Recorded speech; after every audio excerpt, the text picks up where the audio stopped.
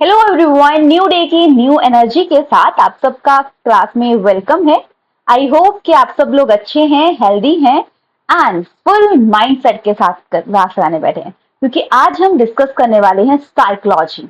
Psychology की marathon overall आपका पूरा रिवीजन हो जाएगा और इसके बाद आप इसको पढ़ लीजिएगा। जो भी कंसेप्ट आते हैं एक बार पढ़ लोगे, एक आधा घंटा लगा लोगे तो आपके लिए साइकोलॉजी इनफ है। बाकी मैं आपको ये भी गाइडेंस कर दूंगी कि कैसे कैसे क्वेश्चन आते हैं और जैसे क्वेश्चन आएंगे आपको अटेम्प्ट कैसे करना है। मेन बात तो वो है। मेन प्रॉब्लम आती है जब जहां पे डायरेक्ट क्वेश्चन है वो तो हम डायरेक्ट कर लेते हैं, बट प्रॉब्लम वहां पे आती है जब क्वेश्चन में कंफ्यूजन आ जाती है। मतलब क्या हो सकता है। तो हमेशा याद रखना, बच्चा सेंटर में होगा।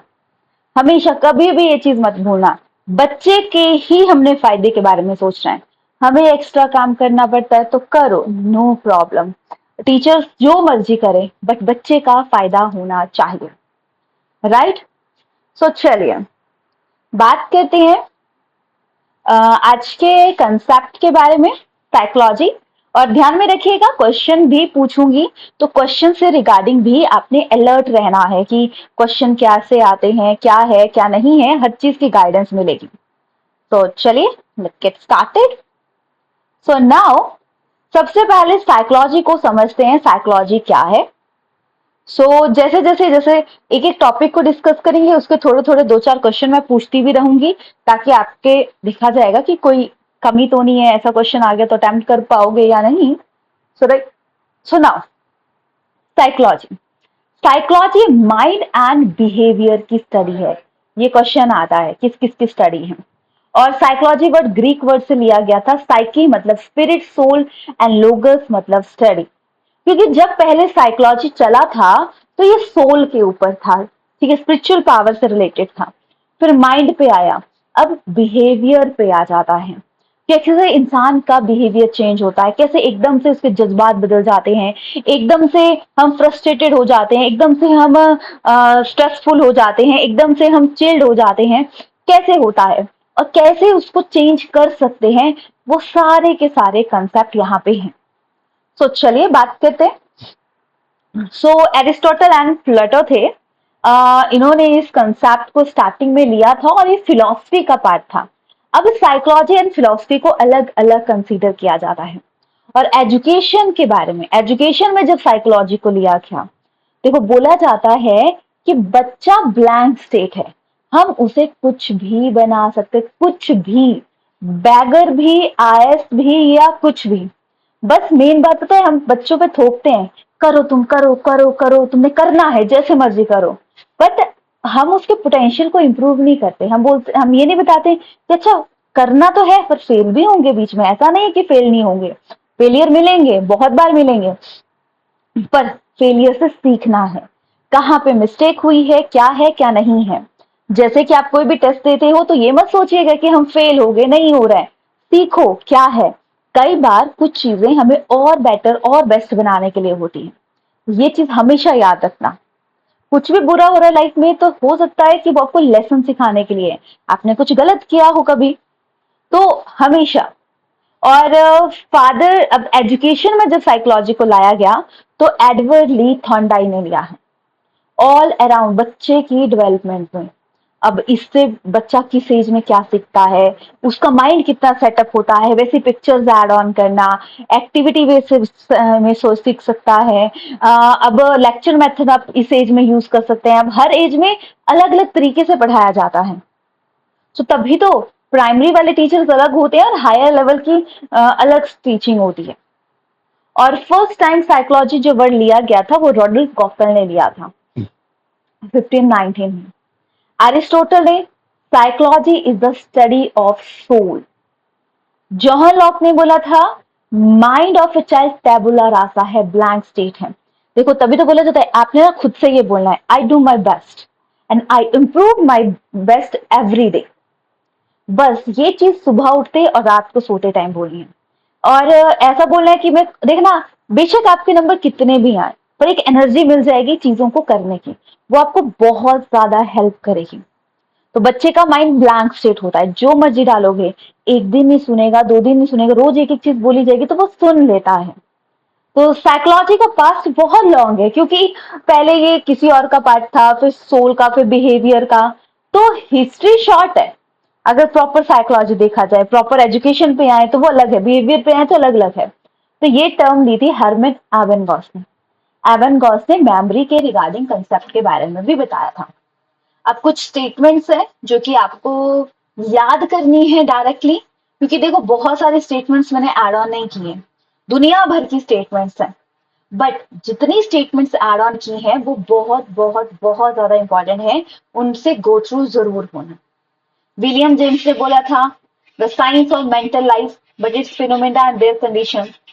हरमन ने बोला था, हैमन ने बोला था psychology is the scientific study of a behaviour of human and animals. Psychology is the science of activity of individual, Woodworth ने। और psychology behaviour, JB Watson. Mental activity creativity, क्रोक्रो से। क्रिएटिविटी का वर्ड जब भी आएगा तो हम खासकर हम क्रोक्रो को कंसिडर कर देते हैं। सो नाउ साइकोलॉजी की ये 8 ब्रांचेस हैं। इन्हीं के बारे में हम मैक्सिमम चीजों के बारे में पढ़ते हैं।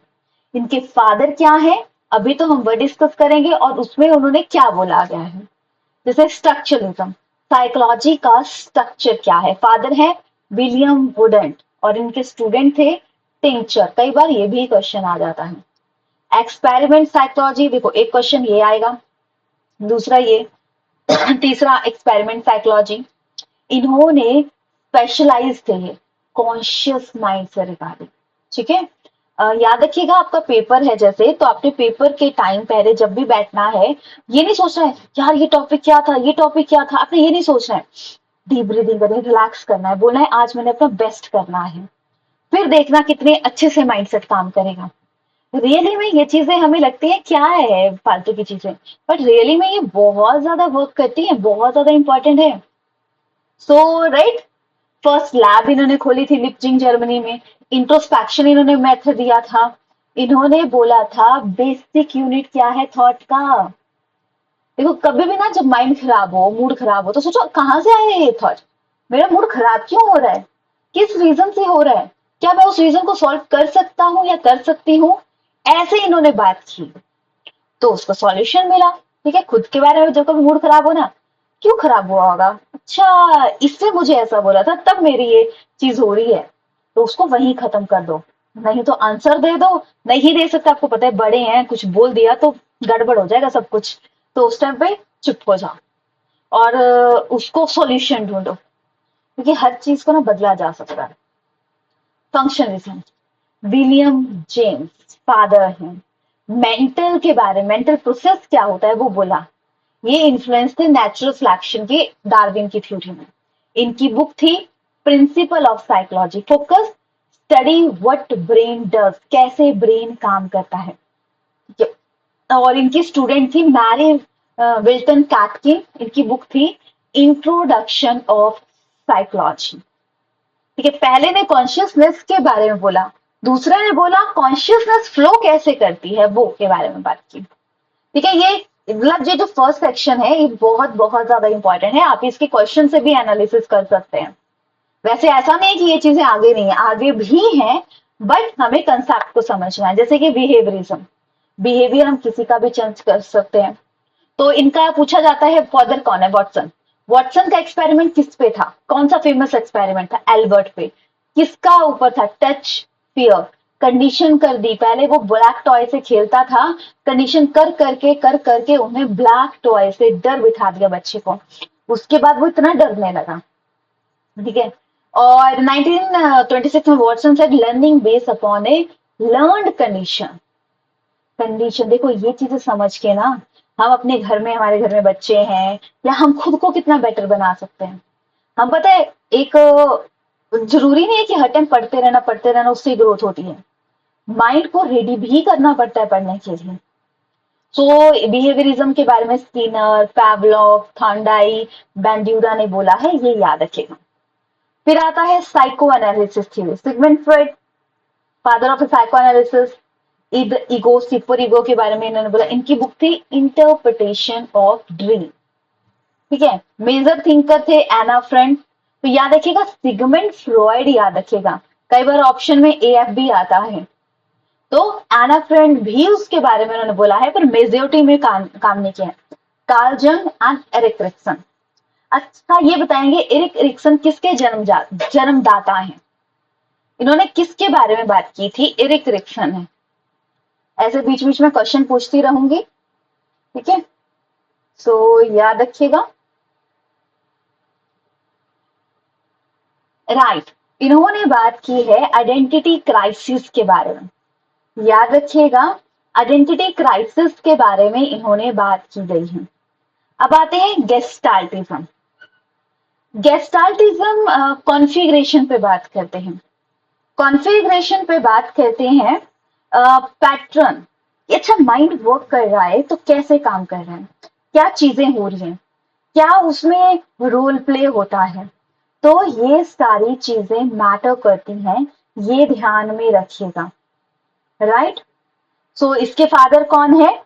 वर्डमेयर, कोहलर, कुफ्का, इन सब ने इसके बारे में बात की है, ये याद रखना आप, ठीक है? सो याद रखिएगा। तो चलिए, अब मुझे बताएंगे कि फादर ऑफ ए फंक्शनलिज्म कौन है?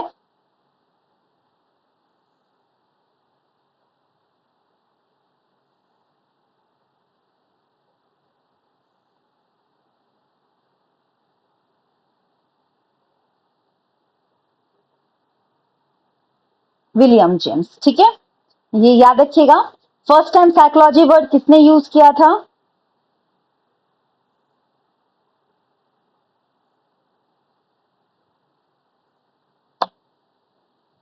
रोडल्फ गॉकल, ठीक है? साइकोलॉजी वर्ड किसने यूज किया था, ये याद रखना है। सो नाउ चलिए, अब बात करते हैं हम, गेस्टाल्टिज्म हो गया, कुछ लुईस भी इससे इन्फ्लुएंस हुए थे, अर्नेस्ट कैशनियर से। फिर बात करते हैं ह्यूमनिस्टिक। ह्यूमनिस्टिक की बात करें ह्यूमंस के बारे में, ह्यूमन का बिहेवियर कैसे वर्क करता है, ठीक है? सो याद रखिएगा। सो क्या काम करता है उसके बारे में ध्यान में रखिएगा। सो फाउंडर है कार्ल रोजर, फाउंडर, याद रखिएगा। क्लाइंट सेंटर थेरेपी, अगर पूछा जाए क्लाइंट सेंटर थेरेपी के बारे में किसने बोला है, तो इन्होंने बोला है। ह्यूमनिस्टिक के फादर मतलब स्पिरिचुअलिटी से रिलेटेड अब्राहम मॉज्लो ने बोला है। किस कौन है father? Abraham Maslow. Focus on uniqueness, हर कोई यूनिक है, हर किसी में अपनी अपनी एबिलिटी है, किसी में कुछ एबिलिटी है, किसी में कुछ एबिलिटी है। Important research for human motivation. देखो तभी बोला कि ये सारे पॉइंट इंपॉर्टेंट है, क्योंकि इनसे कोई भी क्वेश्चन आ सकता है, और किसी भी बुक में ना आपको ये चीज लिखी हुई नहीं मिलेगी। तो ये याद रखिएगा, किसी भी बुक में आपको ये चीज लिखी हुई नहीं मिलेगी। फिर आते हैं cognitivism, how people think, intellectual ability चलता है इसमें। फिलोसफी के अंदर Plato, Aristotle, Hobbes, Locke's and केक ने इसके बारे में बोला है। फिजियोलॉजी में हिपोक्रेटस एंड हेल्मेहोल्ट्ज ने बोला है, कैसे बच्चा सोचता है, ठीक है? मेन इनमें पियाजे, वाइगोस्की, ब्रूनर, मिलर ने वर्क किया है। ये हम कई बार भूल जाते हैं किसने किस पे वर्क किया है, तो याद रखिएगा। बिहेवियरिज्म के इसके बारे में बोला है, ये बोला है, तो ये चीजें याद रखनी है। और कॉग्निटिविज्म के फादर बहुत पहले बात की थी यूलरिक नाजियर ने।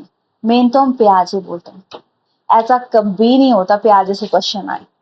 सी टेट में तो भर भर के क्वेश्चन आते हैं पियाजे से, 2 क्वेश्चन तो आने ही आने हैं, कभी हो ही नहीं सकता कि आए ना इससे क्वेश्चन, ऐसा होता है।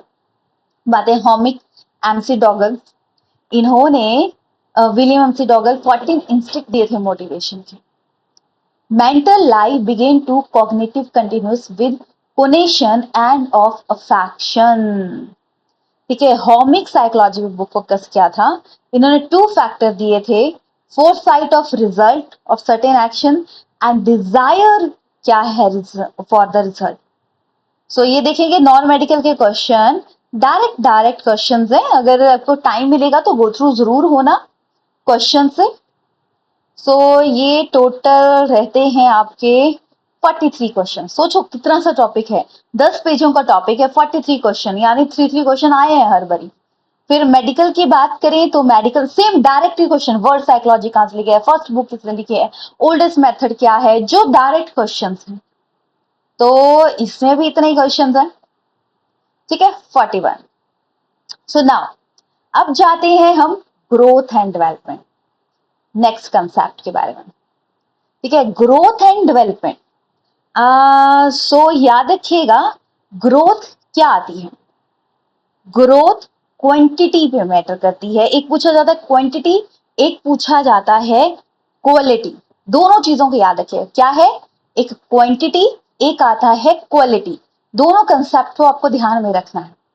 अब डेवलपमेंट आपको पता है बचपन से मरने तक, मतलब जब से इंसान पैदा होता है तब से चलती है। ग्रोथ नेवर एंडिंग प्रोसेस, याद रखिएगा, ग्रोथ क्या है, कभी भी स्टॉप नहीं होती है, राइट। सॉरी, डेवलपमेंट कभी स्टॉप नहीं होती, ग्रोथ स्टॉप हो जाती है। ग्रोथ मतलब ग्रोथ आता है कि ठीक है अभी नहीं है तो बाद में स्टॉप हो जाएगी, जैसे कि अब हाइट वेट बढ़ गया तो देन स्टॉप। सो याद रखिएगा। सो ठीक है, वूम टू टूम, हाँ यहाँ लिखा होगा वर्ड, वो भी वूम टू टूम चलती है। सो और ये हमें एक और वर्ड आता है, डिपेंडेंसी टू ऑटोनोमी तक पहुंचाते, निर्भरता से स्वायत्तता की तरफ जाती है। और सीटेट के लिए ये कंसेप्ट बहुत बहुत ज्यादा इंपॉर्टेंट है। कुछ कंसेप्ट है उनके भर भर के क्वेश्चन आते हैं, तो उनको मतलब ऐसे फोकस करना है।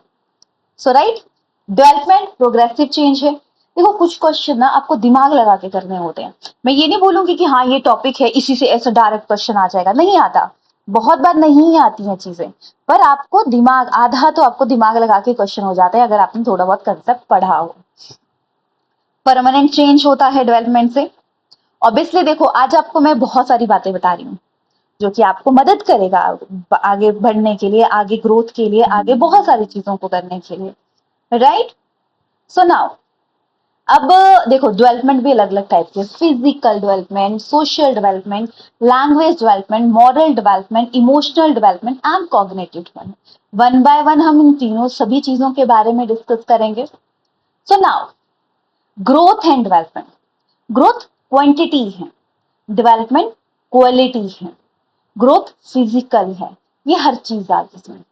ग्रोथ हाइट वेट बढ़ना, ऑल चेंजेस। ग्रोथ स्टॉप कुछ टाइम बाद खत्म हो जाती है, डेवलपमेंट चली रहती है, वो डिपेंड करेगा आपको कितनी करनी है। ग्रोथ को हम मेजर कर सकते हैं और डेवलपमेंट को सिर्फ देख सकते हैं ना कि हाँ असेस कर सकते हैं। हो सकता है कोई इंसान एक फील्ड में भी अच्छा है, दूसरी फील्ड में भी अच्छा हो सकता है, राइट। अब नेक्स्ट की बात करें कि relation of development and learning. देखो लर्निंग अच्छी करेंगे तो डेवलपमेंट अच्छी होगी। कभी भी ना कुछ भी पढ़ रहे हो, कुछ भी कर रहे हो तो लाइफ में मूवी भी देख रहे हो, टाइम पास भी कर रहे हो, तो टाइम पास वर्ड से नहीं करना। मूवी देखनी है तो मूवी में चीजें सीखो, इस मूवी का एंड में हमने क्या क्या सीखा। हर मूवी कुछ ना कुछ सिखाती है, पॉजिटिव पॉइंट उन पे फोकस करो, right. So now learning is the development that come from effort and practice. Learning ऐसे नहीं आती, आपको प्रैक्टिस करनी ही पड़ेगी चाहे कुछ भी हो। सो वी नो दैट ये मैचुरेशन, आपको पता है ना, जैसे बच्चा पैदा होता है तो पहले उसकी बॉडी सॉफ्ट होती है, सॉफ्ट पर थोड़ी थोड़ी स्ट्रांग होने लगती है, फिर वो चलना स्टार्ट करता है, फिर वो दौड़ना स्टार्ट करता है। तो मैच्योरिटी मैटर करेगी ना। कैसे, जो बच्चे की अभी बॉडी सॉफ्ट है उससे कैसे उम्मीद रखेंगे कि वो चल पाए, दौड़ पाए, नहीं कर सकते। वैसे एज वाइज भी होता है, वो अलग बात है, गिफ्टेड स्टूडेंट्स हैं कि वो ज्यादा सीख सकते हैं, but everyone not. Development all aspect maturity, maturation हमारी लिमिट सेट करती है, ठीक है, याद रखिएगा। Maturation and learning work together. अगर देखो थोड़ा सा मुझे लग रहा है कि मैं थोड़ा स्पीड में बोल रही हूँ चीजें, बट अगर किसी को भी लगता है कि स्पीड है, कोई टॉपिक ऐसे डाउटफुल लगता है, तो आप इसकी जो हमारी लॉन्ग क्लास रहेगी उसे देख सकते हैं, ठीक है। वो टॉपिक्स देख लेना जो आपको लगेगा कि हाँ थोड़ा सा हमें ज्यादा पढ़ना चाहिए। सो डिटेल में करवाया गया है। सो मैच्योरेशन एंड लर्निंग ये दोनों साथ में काम करते हैं। बट पियाजे ने इसको थोड़ा अपोजिट बोला है। याद रखिएगा, डेवलपमेंट प्रीनेटल पीरियड, बच्चा पेट से सीखने लग जाता है क्योंकि वो सुनने लग जाता है, उसका कॉन्शियस माइंड डेवलप हो जाता है पेट में ही। ये चीज ध्यान में रखिएगा, क्या होता है, कॉन्शियस माइंड उसका पेट में ही डेवलप हो जाता है। अब देखो, चीजों को आपको लगेगा कि आई थिंक बहुत सारी चीजें हम साथ में कर रहे हैं, तो आपको बीच बीच में आपको लगेगा यार कुछ ज्यादा हो रहा है या कुछ भी, तो चीजों को बोलते हुए चलो। जैसे कि प्री नेटल पीरियड, बच्चा पेट से सीखने लग जाता है, इस टाइम उसका अनकॉन्शियस माइंड बिल्ड हो रहा है, लेकिन जब बच्चा पैदा होगा उस टाइम पे वो वैसे ही हरकतें करेगा जो चीज उस टाइम पे वो कर रहे होंगे, माँ कर रही होगी, माँ के चारों ओर हो रहा होगा, वैसा ही बच्चा एक्ट करेगा। Infancy period, birth to 2 years, sense basis. देखो बोला ना छोटा बच्चा यार इसके पास नहीं, यार वो रोने लग जाता है इसके पास जाके, क्यों, क्योंकि बच्चा सेंसेस से फील करता है कि हाँ इसको टच किया, इसका वाइब्रेशन अच्छी नहीं है, इसका नीयत अच्छी नहीं है, वो फील कर लेता है, तभी तो वो रोने लग जाता है। या वो इनसिक्योर भी फील करता है, पता नहीं किसी और ने मुझे पकड़ लिया, क्योंकि वो मदर का टच फील करता है। तो याद रखिएगा, अर्ली चाइल्डहुड 2 से 6 तक toy is egocentric, self centre. Egocentric का मतलब ये नहीं होता कि मतलब ईगोसेंट्रिक छोटा बच्चा है जैसे 2 से 6 साल का, उसके लिए जो वो बोलेगा नहीं मैंने बोल दिया ऐसा ही है, ऐसा ही होता है, तो माँ बाप को भी मानना पड़ता है, अच्छा होता होगा ऐसा, चीजें होती होंगी ऐसी, मान लेते हैं। फिर लेटर चाइल्डहुड, ट्रबल सम एज, स्कूल एज बोला जाता है। एडोसेंस को हम आइडेंटिटी क्राइसिस के नाम से जानते हैं, किस नाम से जानते हैं, आइडेंटिटी क्राइसिस, 13 to 19 ईयर। ठीक है, याद रखिएगा। Factor, nutrition, early stimulus, child rearing practice, ये सारी चीजें मैटर तो करती ही हैं। So now next, factor influencing growth and development, internal factor, heredity, biological factor, intelligence, emotional factor and social nature. External की बात करें तो जो भी प्रेगनेंसी में मदर क्या कर रही है, सिंगल चाइल्ड है, न्यूट्रिशन कितनी मिल रही है, ये सारी चीजें मैटर करती हैं। फिर बर्थ के बाद कोई एक्सीडेंट तो नहीं है, ये सारी चीजें। सो ये क्वेश्चंस भी हैं। बाकी बात करें प्रिंसिपल्स, किस सिद्धांत पे ये काम कर रहे हैं, किस सिद्धांत पे ये चीजें हो रही हैं। सबसे पहले आता है principal of A continuity chain, कि एक कंटिन्यूस डेवलपमेंट होती है, नेवर एंडिंग, हर दिन कुछ ना कुछ सीख रहे हैं। ऐसा नहीं है कि अच्छा अब सोचो सोचो यार सुबह उठे गए काम किया हो गया, कुछ तो पॉइंट सीखा होगा, सोचो डेली रात को कि कुछ तो सीखा हमने, आज क्या सीखा होगा, ये काम अच्छे से करना है या ये काम करना, कुछ तो सीखते हैं। ये है कंटिन्यूस डेवलपमेंट। फिर जनरल टू स्पेसिफिक, देखो छोटा बच्चा होता है, पहले वो रोने लगता है तो पूरे हाथ पांव सब कुछ हिला के रोता है, फिर उसके बाद वो एक एक बॉडी के पार्ट तक आ जाता है, तो वो जनरल से स्पेसिफिक। पहले हम और चीजें सिखाते हैं उसको, बेसिक ये चीजें हैं, ये हैं, ये हैं, फिर एक पॉइंट पे आते हैं। ठीक है, लाइफ ऐसे चलती है, ऐसे कैसे, जैसे कि पहले आप 10th लेवल तक सारे सब्जेक्ट पढ़े, फिर पॉइंट पे आ गए, साइंस ले ली, साइंस में भी फिर अगली की स्ट्रीम्स आ गई, फिजिक्स, केमिस्ट्री, मैथ, फिर उसमें भी आपने नेक्स्ट, फिर आप एक पॉइंट पे आ गए, चलो मास्टर्स इसमें करते हैं, फिर उसमें भी अलग वराइटीज आ गई। तो ऐसी चीजें चलती हैं, एक पॉइंट पकड़ा उसके बारे में और खोजो और खोजो।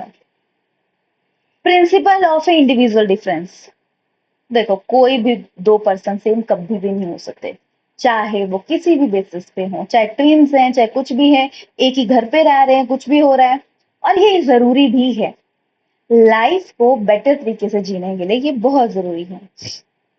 फिर आता है principal of a uniform pattern, process development has uniformity, new individual difference, ठीक है, एक पैटर्न में सीक्वेंस में फॉलो करेगा चीजों को।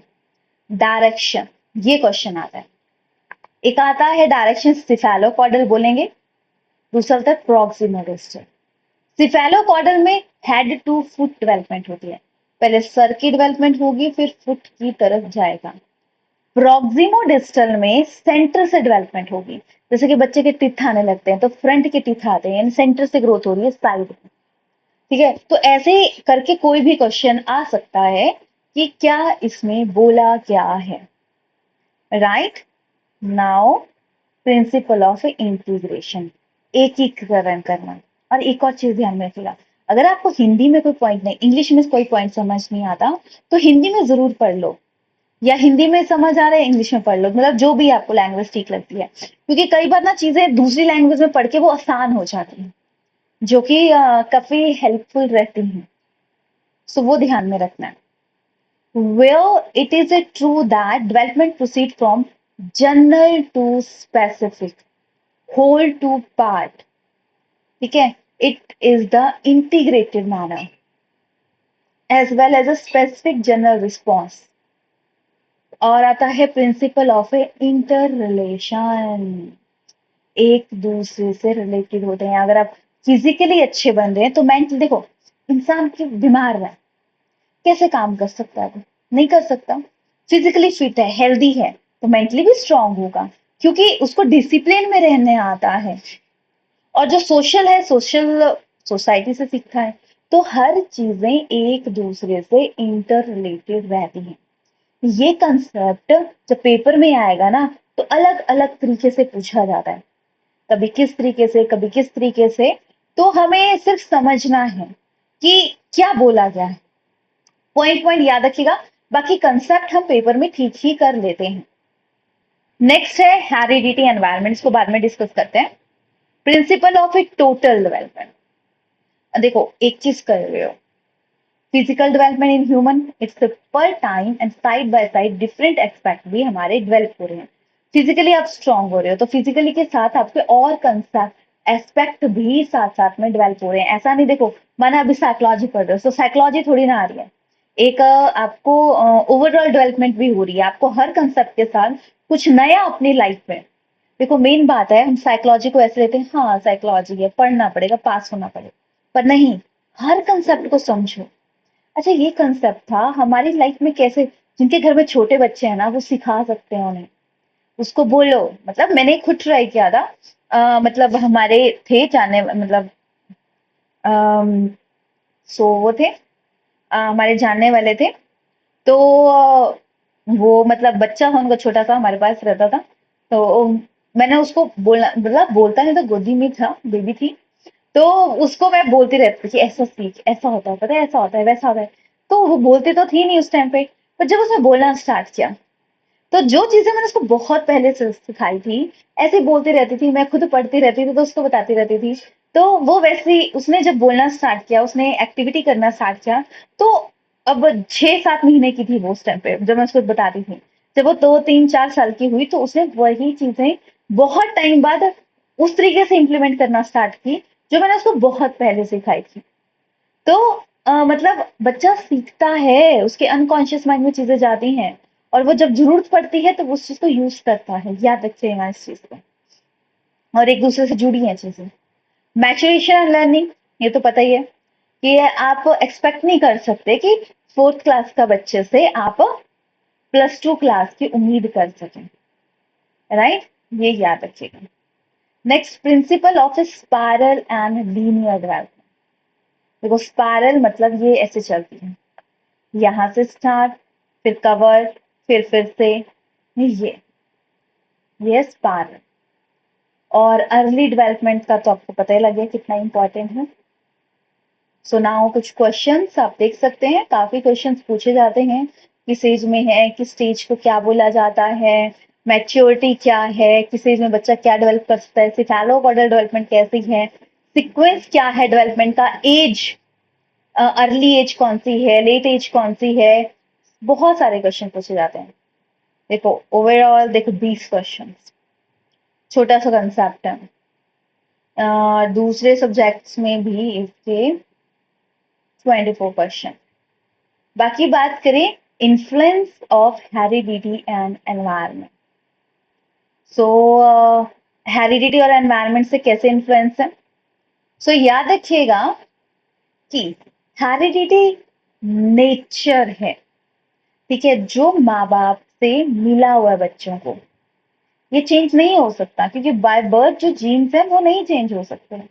बट हम एनवायरनमेंट दे सकते हैं, जैसा एनवायरनमेंट देंगे वैसा बच्चा बोलेगा, वैसा बच्चा काम एक्टिविटी करेगा। ठीक है, सो याद रखिएगा। सो ठीक है, सो ठीक है कि अब एक आता है नर्चर। नर्चर किस में आ गया? एनवायरनमेंट एंड ग्रोथ के अंदर। बताएंगे नर्चर किसके अंदर आ गया?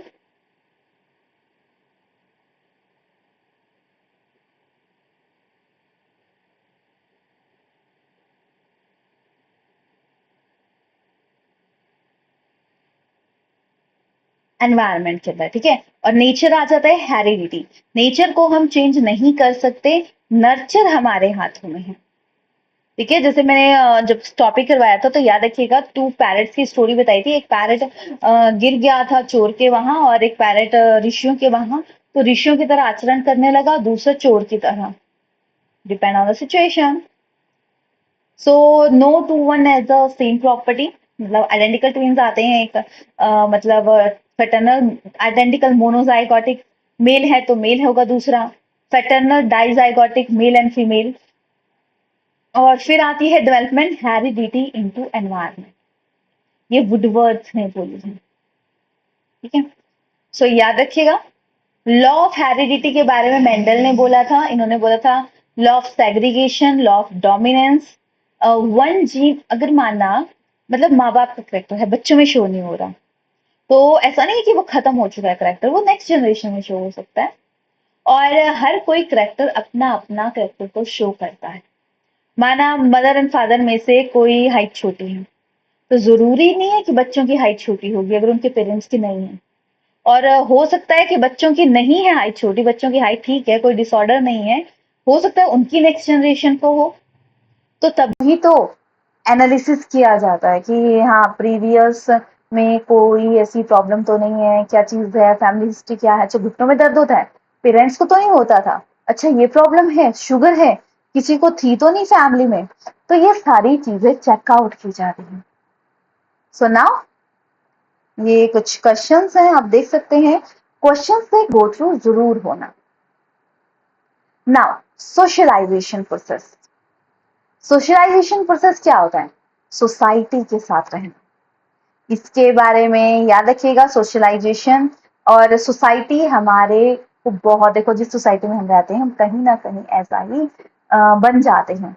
माना सोचो आप जहाँ पे इंग्लिश बोलते बड़ी हाई फाई सी, आप वहां पे रह रहे हो, कुछ दिन नहीं बोलोगे उनके सामने कुछ भी, पर धीरे धीरे बोलने लग जाओगे।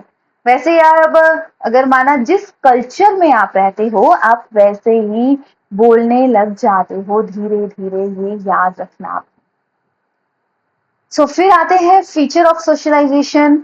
और प्राइमरी सोशलाइजेशन जो सबसे पहले इफेक्ट डालती है अर्ली में। सेकेंडरी नेक्स्ट एजेंट्स जो हमारी मदद करते हैं, family, education, religion, peer group, peer मतलब फ्रेंड ग्रुप, इकोनॉमिक स्टेटस में मैटर करता है, लीगल सिस्टम, लैंग्वेज, मीडिया।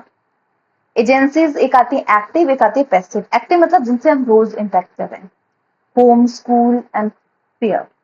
तो सबसे ज्यादा इंपॉर्टेंट होता है बच्चे के लिए फैमिली, होम। जैसा उसको एनवायरनमेंट मिलेगा, सोचना जहाँ पे पूरे पढ़े लिखे लोग हैं तो वहां पे बच्चे की सोच भी वैसी होती है। बहुत कम चांसेस होते हैं कि बच्चा बिगड़ जाए, मतलब बिगड़ने को तो कोई भी बिगड़ सकता है बाद में फ्यूचर में, बट उसका मेंटल लेवल उस तरीके से डेवलप होता है। और जिस घर में जो सिचुएशन होती है बच्चा वैसा ही माइंडसेट का होता है, ये याद रखिएगा। सो पैसिव, लाइब्रेरी, मास मीडिया, इससे क्वेश्चन आते हैं। नेक्स्ट ब्रॉन पेन ब्रेनर की इकोलॉजिकल सिस्टम थ्योरी। इन्होंने अलग अलग कंसेप्ट दिया था, जैसे कि सबसे पहले माइक्रो, कि बच्चा सबसे पहले किससे, फैमिली से। फिर मीजो, मीजो में बच्चा क्या करता है, मीजो में सबसे पहले जाता है ही फैमिली पीयर्स के साथ। एक्सो में, एक्सो में आ जाता है कि children do not play any active role, जैसे मदर फादर का जो ऑक्यूपेशन होता है उससे बच्चा डायरेक्टली डायरेक्टली लिंक करता है। ठीक है, ये याद रखिएगा। मैक्रो कल्चर, फिर उसके बाद आता है हमारा क्रोनो। बोला जाता है ना कि आजकल के बच्चे तो बड़े खराब हैं, आजकल हर कोई बोल रहा होता है। तो याद देखिएगा, टाइम टू टाइम एक्टिविटीज बढ़ जाती हैं, टाइम टू टाइम चीजों में इंप्रूवमेंट हो जाती है, तो वो कहीं ना कहीं इंपॉर्टेंट भी है, राइट। द क्वेश्चंस है। बाकी आते हैं looking glass theory, Charles H Cooley ने दी थी। इन्होंने बोला था, I am not what I think. देखो हम बोलते हैं ना हमसे नहीं होता काम, पर ऐसा नहीं है। ह्यूमन के पास बहुत पावर है, करने चाहो तो कर लेते हैं। आई am not what you think about me. तुम सोचते हो कि ये बेकार है, ऐसा भी नहीं है, मेरे अंदर पावर है। और I am what I think you think I am. तो कई बार अपने पार्टी के लिए तैयार होना है तो हम सोचते हैं यार मैं अच्छी नहीं लग रही हूँ, बट कोई मुझे बोले कि अच्छी लग रही हूँ। एक बोलेगा अच्छी है, एक बोलेगा बुरी है, और खुद की नजर में हम सोच रहे हैं नहीं ठीक ठीक सा है। तो हम अपने बारे में कुछ और सोचते हैं, एक पर्सन हमारे बारे हम सोचते हैं कि वो ऐसा सोचे और ऐसा बोले, बट रियलिटी कई बार कुछ और होती है, तो हम बड़ा सोचते हैं। तो याद रखिएगा, डोंट लिमिट योरसेल्फ। हमारे अंदर बहुत ज्यादा पावर है, हम कुछ भी अचीव कर सकते हैं। सोच किसका फर्क है, सोच का और विश्वास का। So right now we imagine how we appear to others. हम ये नहीं सोच रहे कि हम अच्छे लग रहे हैं, हम खुद को कंफर्टेबल फील करें, ऐसा नहीं। हम सोचते हैं यार हम अच्छे दिखें, लोग हमारे बारे में अच्छा बोले, और खुद हम बोलते थे यार कहाँ लग रही हूँ मैं अच्छी, कहाँ लग रहा हूँ मैं अच्छा, ऐसा बोलते होते हैं। तो वो नॉर्मल है, ह्यूमन नेचर। सो इसमें एरिक रिक्सन की साइको सोशल थ्योरी है। कई कई बार इसको अलग रखा जाता है, कई कई बार एड में ऐड कर दिया है। तो एरिक रिक्सन कहाँ के थे, सबसे पहले तो ये भी याद रखना है कि कौन कहाँ के थे और किससे इन्फ्लुएंस थे। ठीक है, याद रखिएगा कौन कहाँ के हैं और किससे इन्फ्लुएंस है। Erik Erikson psycho social development American थे, न्यूरोसाइकोलॉजिस्ट थे, फ्रेयन से ये प्रभावित थे। ये आइडेंटिटी क्राइसिस के जन्मदाता हैं। अब ये जो स्टेजेस वाले क्वेश्चन है ना, इनमें एज मैटर करती है, किसने दी थी, और इस एज वाले को किसके अंदर कैटेगरी किया है, ये इंपॉर्टेंट है। देखो early childhood, late childhood, mid childhood, ये किस एज में क्या क्या आता है, क्या सीखा जाता है, वो सारे कंसेप्ट इसमें हैं। Trust versus mistrust, age 18 month, infancy एक व्यू है, oral sensitive stage, activity feeding, बच्चों को autonomy versus shame. Autonomy versus shame में ये आ जाएगा कि बच्चे को पहले भरोसा, मतलब इस टाइम में बोला था ना शेम शेम हो जाएगी, ये करो शेम शेम हो जाएगी, ऐसा मत करो, ये चीज है। तो वो हम बच्चे को बोल रहे होते हैं, हम सिखा रहे होते हैं चीजों को, कि 3 साल का बच्चा, क्या बोलते हैं इसे, early childhood development central task है। 12 ट्रेनिंग दी जाती है, वर्च्यू विल। इसके सीक्वेंस आपको याद रखना है। First trust, autonomy versus shame, फिर आता है इनिशिएटिव। अब स्टार्ट हुआ उसका कोर्स होना। 3 से 5 साल का हम आंगनबाड़ी में डालते हैं, नर्सरी प्री नर्सरी होती है, play age, pre school age, locomotor genital stage, purpose, virtue. It continues to depend on adult and be restricted in development of a social skill and imagination. ठीक है, क्या है, सोशल स्किल। ठीक है, किसमें, 3 से 5 साल का बच्चा वो सीखता है एक दूसरे के साथ रहना, क्या है क्या नहीं है। अब इनिशिएट के बाद अब थोड़ा मजबूत बन रहा है, 5 से 12 साल तक। स्कूल एज, बच्चा अपने आप को कंपेयर करने लगता है, कंपिटेंसी, स्पोर्ट्स, स्कूल, सब जगह। फिर आती है आइडेंटिटी वर्सेस रोल कंफ्यूजन। अब मेन बात है, बच्चे सोचते हैं यार मैं हूँ क्या, अपने आप को बड़ा बताने की कोशिश करता है, मैं ऐसा हूँ मैं वैसा हूँ, दूसरे के सामने बड़ा शो ऑफ करता है। ये किस एज में करता है, ये आता है आइडेंटिटी वर्सेस रोल कंफ्यूजन। फिर आता है intimacy versus isolation, 18 to 14 year, adulthood, early childhood, long lasting relation, पहले तो वो क्या था, अभी खोज रहा था खुद को, अब मिल गया उसको, अब इंटीमेसी, आइसोलेशन, कि अब मुझे लॉन्ग लास्टिंग रिलेशनशिप चाहिए, अब सेटिंग चाहिए, मुझे लव की तरफ भागते हैं। अब जनरेटिव एंड स्टैग्नेशन, रुका हुआ। अब होता है 40 बच्चों को पालो, पेरेंटिंग करेगी, रिस्पॉन्सिबिलिटी लेता है, 40 से 65 साल उसके ऐसे निकल जाते हैं कि कुछ भी ज्यादा नहीं सोच रहा होता कि ग्रोथ करनी है, ये करना है, बस ये सोचता है बस ये हो जाए, ये हो जाए, ये लाना है, करना है, बस इसी में उलझा रहता है। तभी तो बोलते हैं जियो, क्योंकि लाइफ का पता नहीं है कब जैसे क्या हो जाए, कब जैसे कैसी सिचुएशन जीनी पड़ जाए। इसलिए ना जो काम करो शिद्दत से करो, और जब वो शिद्दत से हम काम करते हैं ना तो हम हर चीज को एंजॉय करते हैं।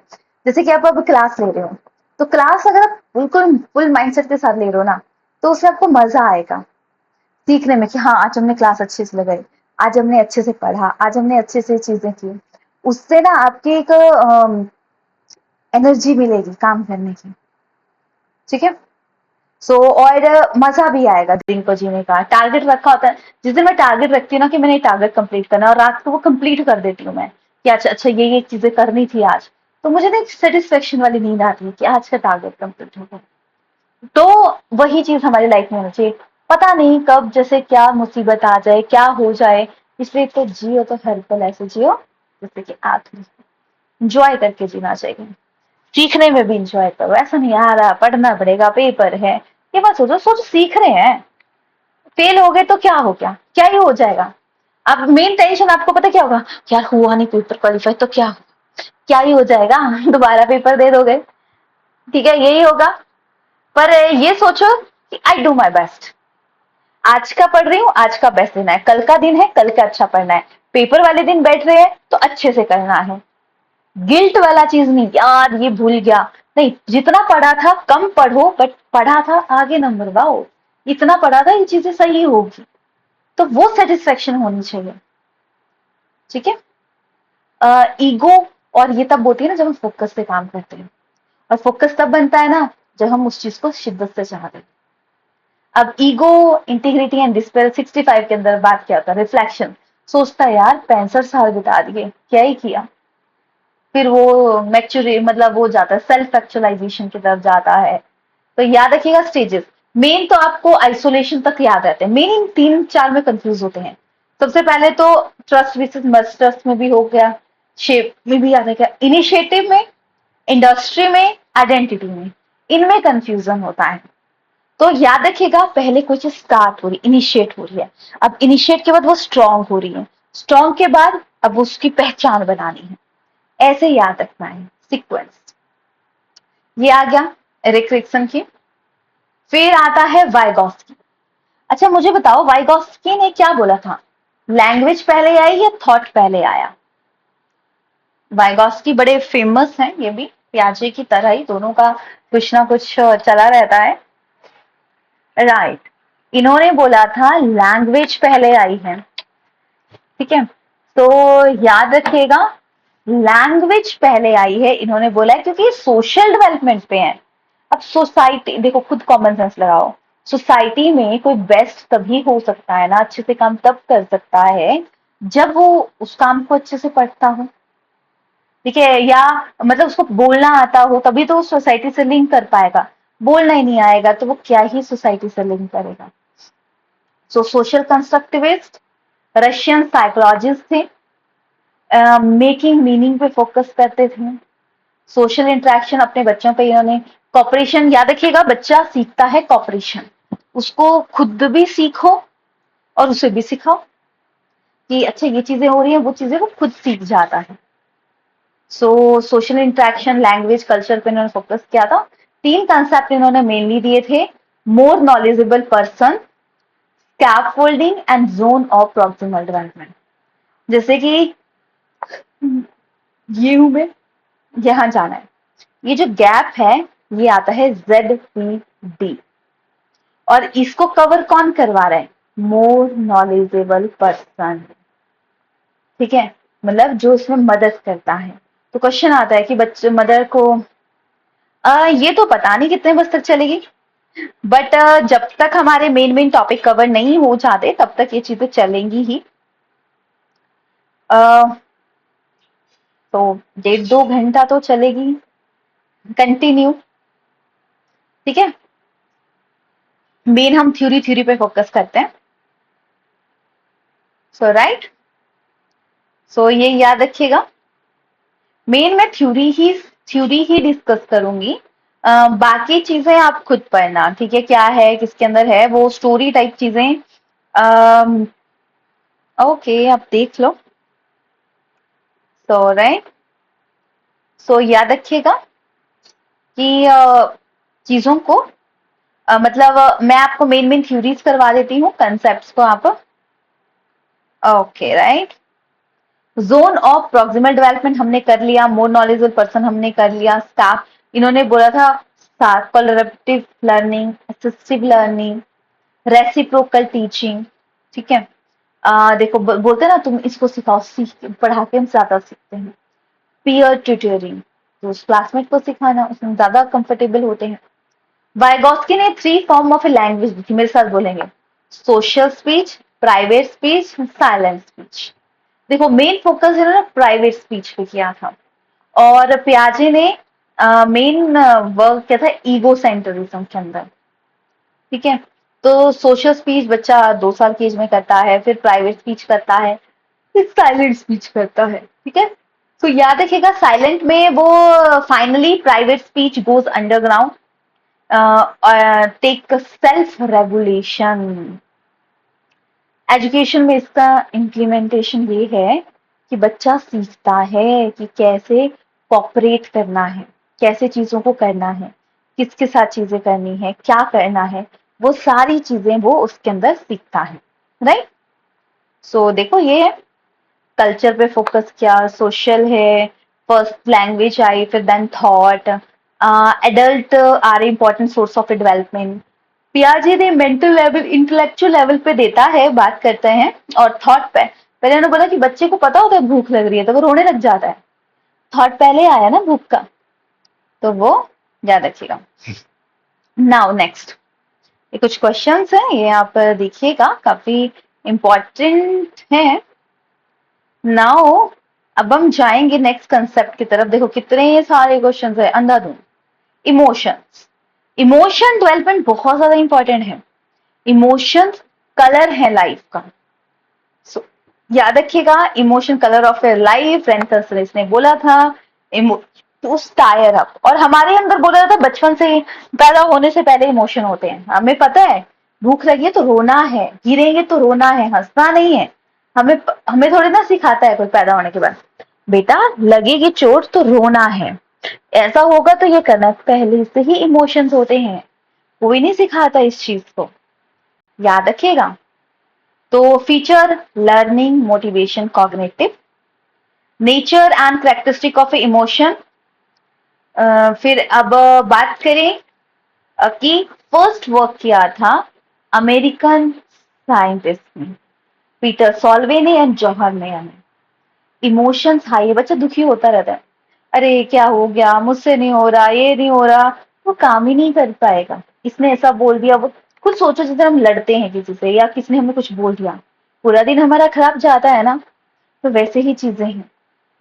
ठीक है, याद रखिएगा। Ability to direction on own path, famous emotion की बात करें, intelligence work by the Daniel Goleman. ठीक है, इन्होंने बोला था इमोशन इंटेलिजेंस मोर इंपॉर्टेंट है आईक्यू, जो इमोशनली स्ट्रांग है, कोई कुछ भी बोल रहा है, मैंने अपना काम करना है तो कर लेगा, डैनियल गोलमैन। और इमोशन को हम चेंज कर सकते, गुस्सा आ रहा है तो कैसे करें, कैथ्रॉस, इमोशन को चेंज कर दिया, पॉज कर लिया, डायरेक्शन चेंज कर दी। So emotion intelligent person, social skill अच्छी होती है, वो सहन करना जानता है, मोटिवेशन होते, एम्पैथी, दूसरों की जगह सोचता है कि अच्छा मेरे साथ हुआ तो वैसा तो क्या होता है। अदरवाइज आजकल क्या होता है, कोई हमारी बात सुन रहा होता है ना, क्योंकि उसे हमारी अपनी बात सुनानी होती है इसलिए, ना कि वो रियली में हमसे कुछ मतलब दिल से रहता है। Self regulation, self awareness. Factor, fatigue, family, poverty, health, mental ability, social. Definitions आपको याद रखनी है। बाकी थ्योरी सॉल्वे एंड मेयर ने बोला था इमोशन स्ट्रांग होगा तो इंटेलिजेंस अच्छी होगी, पॉल एकमैन ने 6 बेसिक इमोशन दिए थे, anger, fear, sadness, surprise, happiness, टेक्वेट। रॉबर्ट रिटकिंग ने व्हील ऑफ इमोशन की बात की थी, 8 बेसिक इमोशन 4 पेयर में, joy, sadness, trust, distrust, fear, anger, surprise, anticipation.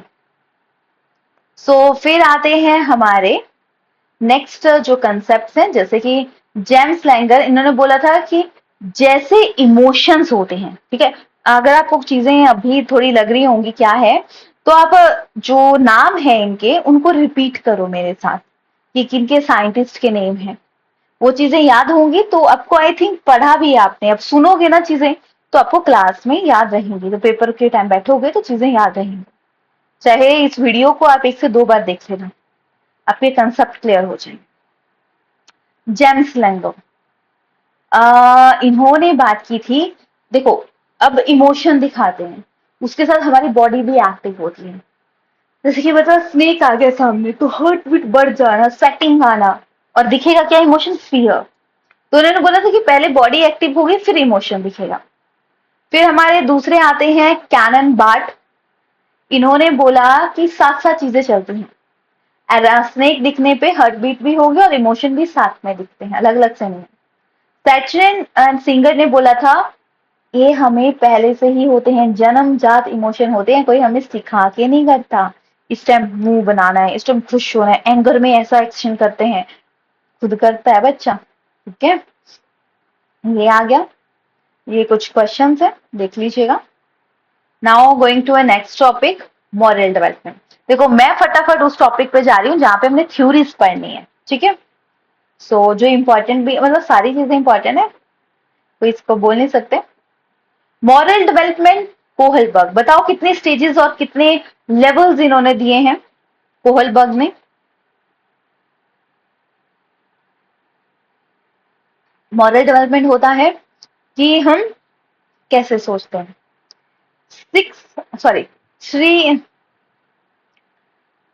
3 level 6 stages, right, देख लें। तो level 3 and 6 stages, right. Now Kohlberg ने मॉरल डेवलपमेंट का मतलब है कि इंसान कैसे सोचता है चीजों को। मतलब कोई भी कोई सिचुएशन आती है तो वो कैसे एक्ट करता है उसके बेसिस पे। सो बात करें मॉरल डेवलपमेंट की, it is a process through which children develop proper attitude and behaviour toward the other people in society. ठीक है, मॉरलिटी क्या होता है? Based upon rule, consciousness. Moral reasoning की बात करें, decision based on moral reasoning, क्या गुड है क्या बैड है। मॉरल डायलेमा की बात करें, दुविधा की स्टेज, जैसे जब आपको कंफ्यूजन होता है करें क्या। इनका एक्सपेरिमेंट था हैजन डायलेमा पे। एक पर्सन था, उसकी वाइफ बीमार थी, तो उनके पास 3 सिचुएशन थी। पैसे तो थे नहीं, एक सिचुएशन थी कि वो ड्रग को छोड़ता, ठीक है, और लॉस को ब्रेक कर देता, और दूसरा था वो ड्रग को छोड़ता और खुद को अरेस्ट कर देता। तीसरा था वो ड्रग को छोड़ता और ये बोलता कि सबको जीने का हक है, मैंने चोरी कर ली तो क्या हो गया। ठीक है, तो अलग अलग सिचुएशन होती है। तो अब इसमें इन्होंने मतलब इससे क्वेश्चन आता है pre conventional, conventional and post conventional. 3 से 7 साल का बच्चा पहले फर्स्ट स्टेज में ओबीडियंट एंड पनिशमेंट, बोलते नहीं मैंने नहीं काम करना, मुझे जेल हो जाएगी, मुझे मार पड़ेगी, मैंने ये काम नहीं करना, इस टाइम ये थॉट होता है। फिर आता है इंडिविजुअल एक्सचेंज, बोलते हैं टिट फॉर, तुम जिससे आजकल लोग स्टेटस लगाते हैं टिट फॉर टैट, मतलब जो मेरे साथ जैसा करेगा मैं उसके साथ ही वैसा करूंगा। बट ऐसा नहीं होता। अगर कोई हमारे से बुरा कर रहा है तो क्या हम बुरे बन जाए? क्या हम गिरी हुई हरकत कर रहा है, कोई हमें गाली दे रहा है, तो क्या हम उससे भी बड़ी गाली देके सेटिस्फाई करें खुद के मन को? याद रखिएगा, अगर आप ऐसा करते हैं तो आप, हम भी उसी की कैटेगरी में आ गए, हम उससे अलग नहीं है। हम खुद को जस्टिफाई करें, उसने तो ऐसा किया था, आपने भी तो ऐसा किया था, नहीं कर सकते ना। तो ये चीज ध्यान में रखनी है। सो प्री कन्वेंशनल में 2 स्टेजेस आती हैं, जिसमें ओबीडियंट एंड पनिशमेंट, दूसरा इंडिविजुअल एक्सचेंज। याद रखिएगा, चीजों को सॉर्ट आउट करना होता है, क्योंकि आजकल का टाइम ये है कि अगर हम सुनते रहेंगे तो दूसरे हमें दबा देगा। हमें वो चीज भी नहीं करनी है, हमें स्ट्रांग भी रहना है और अपने एक लेवल भी क्रिएट करना है कि लोग हमें कम भी ना समझें। ठीक है। फिर आता है conventional morality. Inter good boy, मतलब दूसरों की नजरों में अच्छे बनना है। चोरी कर लेगा क्योंकि उसकी वाइफ उसके लिए खाना बनाती है, उसका पार्टनर है। Law and order, good is doing one duty, not steel the drug. अच्छा बनना है क्योंकि लॉस को तोड़ना नहीं। Stage 5, social construct, steel the drug because every one has a right. और ये ऐसा नहीं कि एक कुछ पर्टिकुलर एज वाइज ही है। हाँ, म्यूचुअल एक्सचेंज, देखो सही बात बोली आपने, इसे म्यूचुअल एक्सचेंज भी बोलते हैं। देखो ना, बहुत सारे बुक्स में देखोगे ना तो कुछ अलग अलग वर्ड होंगे, आपको पेपर में पहचानना पड़ेगा कि इससे रिलेटेड कौन कौन से वर्ड हैं। कि अच्छा ये चीज है तो मतलब एक्सचेंज वाले, तो आपको उससे रिलेटेड कंसेप्ट कि अच्छा ये वर्ड इसमें भी आ सकता है। तो अब यहाँ पे तो डायरेक्ट दी है चीजें, पेपर में थोड़ा सा घुमा फिरा के, अब जैसे इन्होंने बताया तो एक वर्ड हमारे माइंड में आ गया, म्यूचुअल एक्सचेंज। तो हो सकता है डायरेक्ट इसी से क्वेश्चन आ जाए कि म्यूचुअल एक्सचेंज के अंदर क्या चीज आती है। सो याद रखिएगा, यूनिवर्सल एथिक्स में हाई लेवल है इस टाइम पे।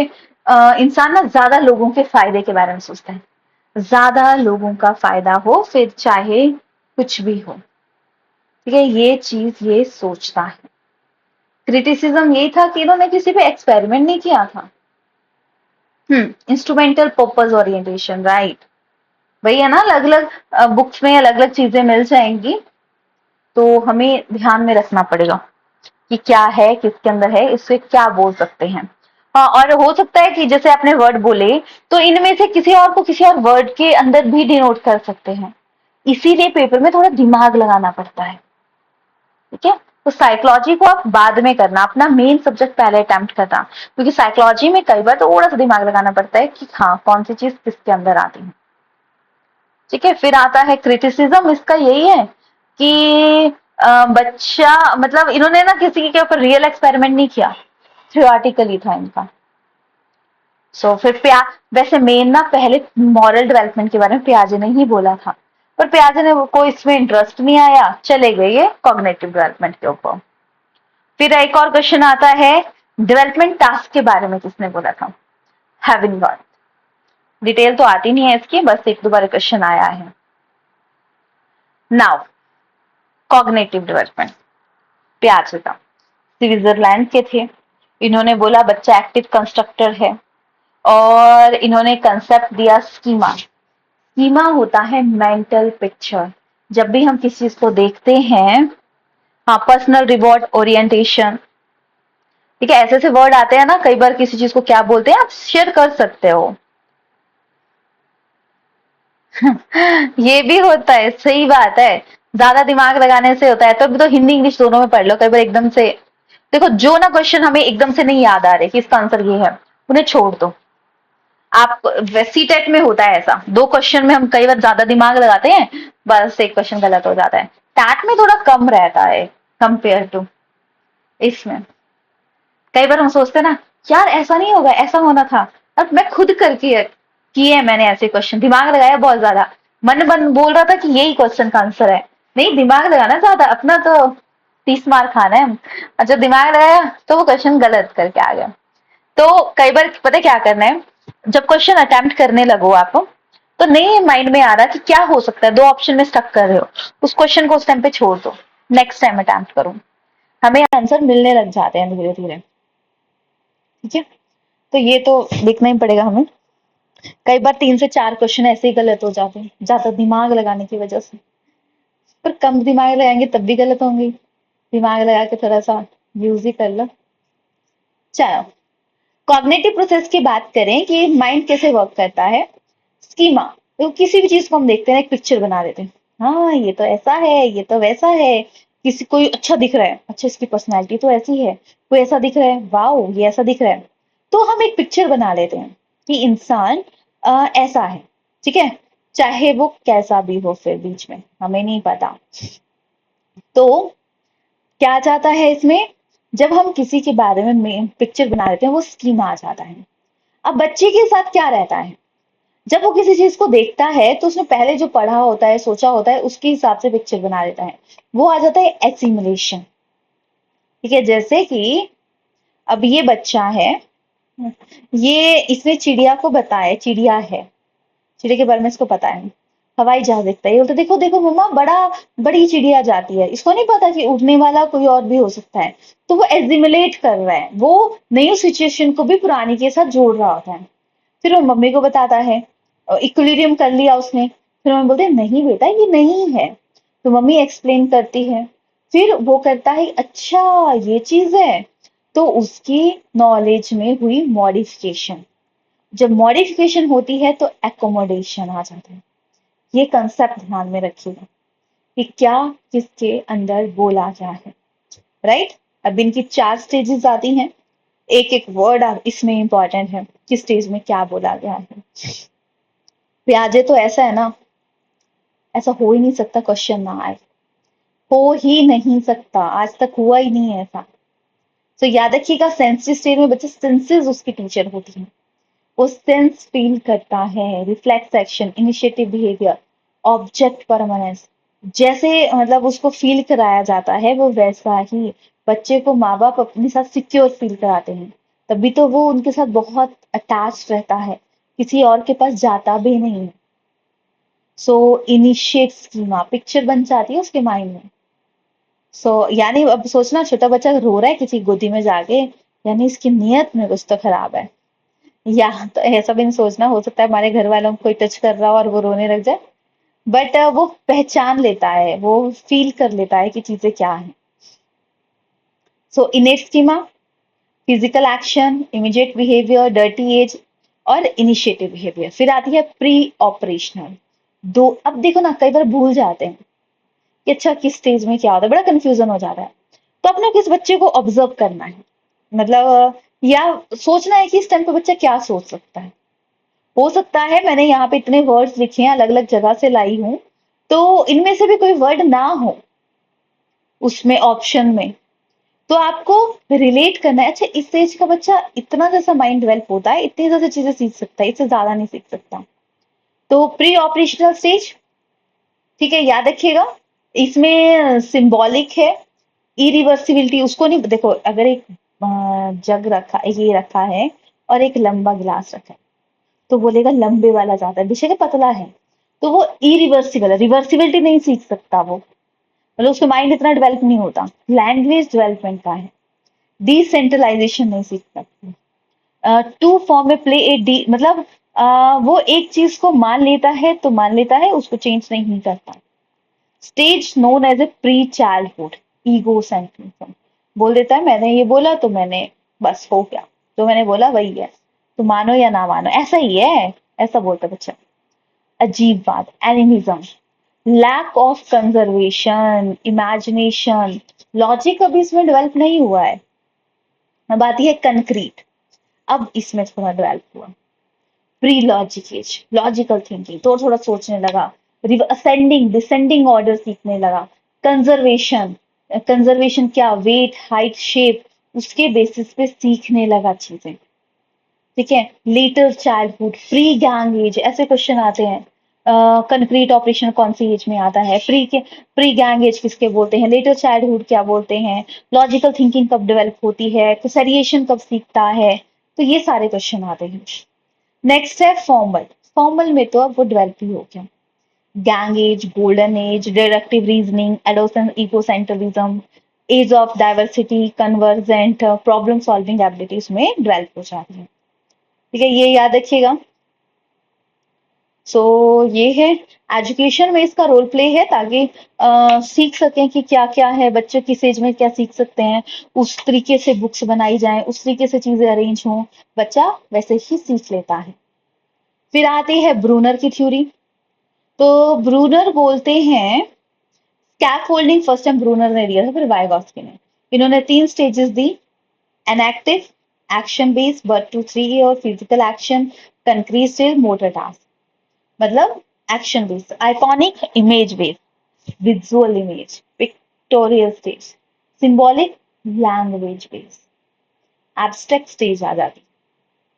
तो ब्रूनर एंड पियाजे दोनों बोलते हैं कि बच्चा कंस्ट्रक्टिविस्ट है, पर ब्रूनर बोलते हैं ग्रोथ कंटिन्यू चली रहती है। पियाजे बोलते हैं नहीं, ये तो स्टेप बाय स्टेप चलती है, डिफरेंट डिफरेंट स्टेज में अलग अलग होती है, कभी फास्ट हो सकती है, कभी स्लो हो सकती है। वही है, इन चीजों में दोनों की इंपॉर्टेंस यही है समझने के लिए कि क्या बोला गया है। Bruner theory also called a discover learning theory, right, नई चीज पता लगी। क्या है? Bruner theory also called discovery learning theory, right. ये भी ध्यान में रखिएगा, नोट डाउन कर लेना, कुछ क्वेश्चंस हैं। सो नाउ अब हम बढ़ते हैं नेक्स्ट कंसेप्ट की तरफ, मोटिवेशन। मोटिवेशन अलग अलग टाइप की होती है। देखो मोटिवेशन के कुछ टर्म्स हैं। मोटिवेशन एक एक्सटर्नल होती है, एक इंटरनल। इंटरनल मतलब जब हम खुद सीखते हैं, वरना एक्सटर्नल तो मतलब दूसरी दुनिया पे किसी और पे डिपेंड है। इंटरनल मतलब नहीं करनी है यार चीज, locus on control inside based on positive internal. और external extensive, locus on control outside. और आउटसाइड पे जब आप कंट्रोल दे रहे हो तो वो पॉजिटिव भी हो सकता है, नेगेटिव भी हो सकता है। ठीक है, याद रखिएगा। अब जब हम सारा कंट्रोल औरों को दे रहे हैं ना, तो वो फन और फायदा भी उठा सकता है और हमें आगे भी बढ़ा सकता है। जैसे कि एक्सटर्नल होता है पुश पुल करना, धक्का देना, आगे बढ़ा रहा है कोई। और मतलब इंट्रिंसिक होता है जब हम खुद को नहीं, करना है यार, चीज करनी है, लगानी है, क्लास प्रॉपर पढ़ना है आज प्रॉपर तरीके से, तो वो चीजें याद रखनी है। ठीक है, right. Now now motivation cycle, need, drive, incentive and goal. ठीक है, ये हल रिडक्शन थ्योरी है, ये आगे भी आएगी। अप्रोचेस बिहेवियर के बारे में पैवलोव, थॉर्नडाइक, वॉटसन, स्किनर, ह्यूमरिस्टिक की मॉज्लो, कॉग्निटिव के बारे में थॉर्नडिक ने बोला है। फिर अलग अलग थ्योरी हैं जो हम डिस्कस भी करेंगे। सो ये चीजें आगे भी हैं, बस याद रखिएगा। एमसी डॉगल ने कितने इंस्टिक दिए थे? 14 इंस्टिक दिए थे मोटिवेशन के, कि हम इस बेसिस पे इंप्रूव करते हैं खुद को। नाउ फिर going to a next topic, बस इतनी चीजें इंपॉर्टेंट है इसमें। Personality development. पर्सनैलिटी परसोना से लिया गया है, मीन मास्क। हर कोई ना झूठा नकाब लेके बैठा होता है, होता कुछ और है, बताता कुछ और है। ये हर किसी का नेचर है, कोई पर्टिकुलर एक पर्सन की बात नहीं है, ये हर किसी का नेचर होता है। होते कुछ और है, दिखाते कोई और है। हम भी बहुत सारे लोगों के सामने बताते कुछ और है कि हम ऐसे हैं, होते कुछ और है। ठीक है। गॉर्डन एल्पर्ट थे, उन्होंने बोला था पर्सनैलिटी डायनेमिक है, ये वेरी करती है, हर हर किसी की डिफरेंट होती है। फिर पर्सनैलिटी में टाइप थ्योरी आती है, ट्रेड थ्योरी आती है। Type physical aspect and trait internal aspect. Type में आपकी Hippocrates, Carl Jung, Sheldon, Kretschmer and Friedman Rosenman आते हैं। ठीक है, मेन इसमें हम डिस्कस करें कार्ल जंग के बारे में। ट्रेड में एल्पर्ट एंड कैटल आते हैं, चलिए डिस्कस करते हैं। हिपोक्रेटस ने मेडिसिन के बारे में बताया है, कार्ल जंग ने दो पर्सनैलिटी के बारे में बताया है, एक इंट्रोवर्ट एंड एक्सट्रोवर्ट। एक्सट्रोवर्ट है जो आउटलुक दिखता है, औरों के बारे में दिखता है, फ्रेंडली है, फ्लेक्सिबल है, सिचुएशन के मुताबिक ढल जाता है। और इंट्रोवर्ट थोड़ा सा ऐसा नहीं है कि ये सक्सेसफुल नहीं होते, अब ये इंट्रोवर्ट है, ज्यादा लोगों से बात करना पसंद नहीं करते, मीडियम से हैं कि नहीं करनी है, ज्यादा अपने में ज्यादा रहना पसंद करते हैं, वो इंट्रोवर्ट पर्सनैलिटी होती है। सो बट इसका मतलब ये नहीं है कि अच्छा कमाते नहीं है, वो नहीं है, पर ये बेटर होते हैं अपने काम में, जैसे कि better in writing, writers main रहते हैं। और बेस्ट पर्सनैलिटी होती है एम्फीवर्ट, जिसमें ना तो प्रॉपर इंट्रोवर्ट है ना एक्सट्रोवर्ट, सिचुएशन के मुताबिक वो ढल जाते हैं। Next Sheldon classification, endomorphic person having highly developed viscera रहता है, मीजोमॉर्फिक में बैलेंस रहता है दोनों में, एक्टो वीक सोमैटिक स्ट्रक्चर। मेन एक बार क्रिश्मर की भी आया था, क्रिश्मर की, इसमें asthenic asthenic pyknic and dysplastic, चार इन्होंने पर्सनैलिटी बोली थी। Aesthetic thin and tall, aesthetic muscular body balance, pyknic short and fat body, dysplastic ill balance and under developed body रहती है। याद रखिएगा। बाकी तो इनकी तो याद ही रही है, स्प्रेंगर की थियोरिटिकल मैथ में अच्छा है, इकोनॉमिक बिजनेस में, एस्थेटिक पोइट और आर्टिस्ट, सोशल सोशल रिफॉर्म से रिलेटेड, पॉलिटिकल से रिलेटेड, रिलीजियस है। फिर बात करें trait theory, Gordon Allport, cardinal trait मुख्य गुण, जैसे कि मदर टेरेसा, सेल्फलेस, ग्रीडी नहीं, ग्रीडी भी एक टाइप का ट्रेड आता है, और सेंट्रल, ऑनेस्टी, काइंडनेस। फिर सेकेंडरी जो हर टाइम शो नहीं होते, एंगर, इरिटेटेड, हम थोड़ी ना हर टाइम अपने आप को ऐसे शो कर रहे हैं। आरबी कैटल ने 16 पर्सनालिटी फैक्टर दिए थे, जिसमें कि सरफेस स्टेट जो कि मुख्य गुण होते हैं, और देखो सामने दिख रहा है कि ये पर्सन एंगर है, किस वजह से एंगर है, सोर्स क्या है, वो है source trait.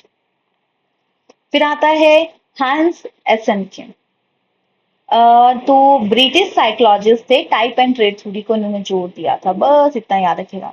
Factor analysis technique के बारे में इन्होंने बताया था, और यहाँ पे टेस्ट बहुत ज्यादा इंपॉर्टेंट है। देखो कितनी अच्छी अच्छी बातें बता रहे हैं। कार्डिनल ट्रेड को हम मास्टर ट्रेड भी बोलते हैं, ठीक है। ये देखो कहाँ गया हमारा, हाँ, ठीक है। ऑब्वियसली मुख्य गुण है, तो जो मुख्य गुण यानी किसी उसमें कैसे वो बेस्ट है, वो चीज आ जाती है, तो वो ध्यान में रखिएगा। चलो नाउ अब टेस्ट इंपॉर्टेंट है।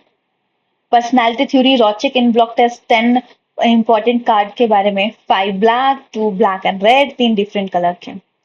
Thematic apperception test, full form भी इंपॉर्टेंट है, किसने दिया था ये भी इंपॉर्टेंट है, क्या चीज उसमें बोली गई है ये भी इंपॉर्टेंट है, सो ध्यान में रखना है। थीमेटिक एप्रिसिएशन टेस्ट, ठीक है, समझ आया।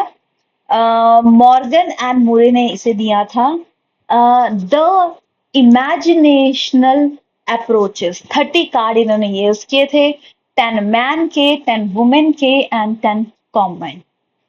फिर आती है हमारी next theory, children appreciation test, cat.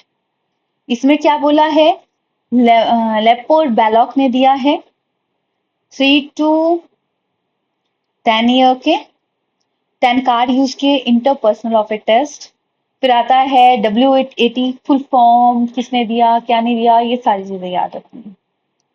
सो अभी पिक्चर के थ्रू अब मैं शॉर्ट में करा रही हूँ चीजें, और क्वेश्चनरीज आपने याद रखनी है। नेक्स्ट हम कंसेप्ट की तरफ बढ़ते हैं, तो नेक्स्ट हमारा आता है साइकोएनालिसिस थ्योरी, किसने दी थी, सिगमंड फ्रॉइड ने। इन्होंने इद, ईगो, सुपर ईगो का कंसेप्ट दिया। इन्होंने बोला था कि कॉन्शियसनेस सबसे मतलब 10% ही है जो हम दिखाते हैं चेतन मन, बाकी क्या है अनकॉन्शियस माइंड, जो कि हम खुद को बोलते हैं हर टाइम, हम ऐसे हैं, मुझसे नहीं होता ये काम, मुझसे हो जाता है, I have power to achieve everything, I have ability to achieve everything. तो हाँ, देखो वही है ना कि हर जगह पे आपको अलग अलग वर्ड मिल जाएंगे, जैसे central trade, common trade, secondary trade, sudden trade, अलग अलग जगह पे अलग अलग कंसेप्ट पूछे जा सकते हैं, तो वो भी ध्यान में रखना है, ठीक है, सभी चीजें इंपॉर्टेंट है, राइट। सो सबकॉन्शियस माइंड मिडल में आ गया। देखो जो पॉइंट कोई बताता है ना ऐसे, उन्हें नोट डाउन कर लेना। कई बार क्या होता है, नए नए वर्ड्स आ जाते हैं माइंड में, तो हाँ, कई बार नए वर्ड्स आ जाते हैं, नई चीजें आ जाती हैं, तो उनको हमें एड ऑन कर लेना चाहिए कि हाँ इस चीज को ऐसा भी बोल सकते हैं, अगर हमारे सामने कोई चीज आती है, तो उससे हमें मदद मिलती है ओवरऑल डेवलपमेंट के लिए। सो राइट, सो इद, ईगो, सुपर ईगो। ईद में बच्चा बोलता है, जिद्दी होता है, आई वॉन्ट दिस नाउ, जो मर्जी हो मुझे चाहिए। ईगो में चलो कोई बात नहीं, देख लेते हैं सिचुएशन कैसी है, जरूरी भी है या नहीं। सुपर ईगो में नहीं, चॉकलेट नहीं खानी है तो नहीं खानी है। क्यों नहीं खानी है? क्योंकि ये हेल्थ के लिए अच्छी नहीं होती, इसलिए हमें नहीं खानी है। तो ये चीज ध्यान में रखनी है। Now going to a next point. Eid के अंदर इन्होंने बोला प्राइमरी एस्पेक्ट है। अब देखो ईद को भी मेन ना टाट में इतने मतलब इतने अलग अलग वर्ड से नेम से क्वेश्चन नहीं आते, बट सीटेट में जरूर आते हैं, या केवीएस एनवीएस कहीं पे भी देख रहे हो, वहां पे इसके थोड़े मॉडिफाई वर्जन जरूर आता है। इस वर्ड को इस तरीके से बोल सकते हैं, इस वर्ड को वही चीज को अलग तरीके से रिप्रेजेंट किया होगा, वो चीज वहां पे ज्यादा आती है।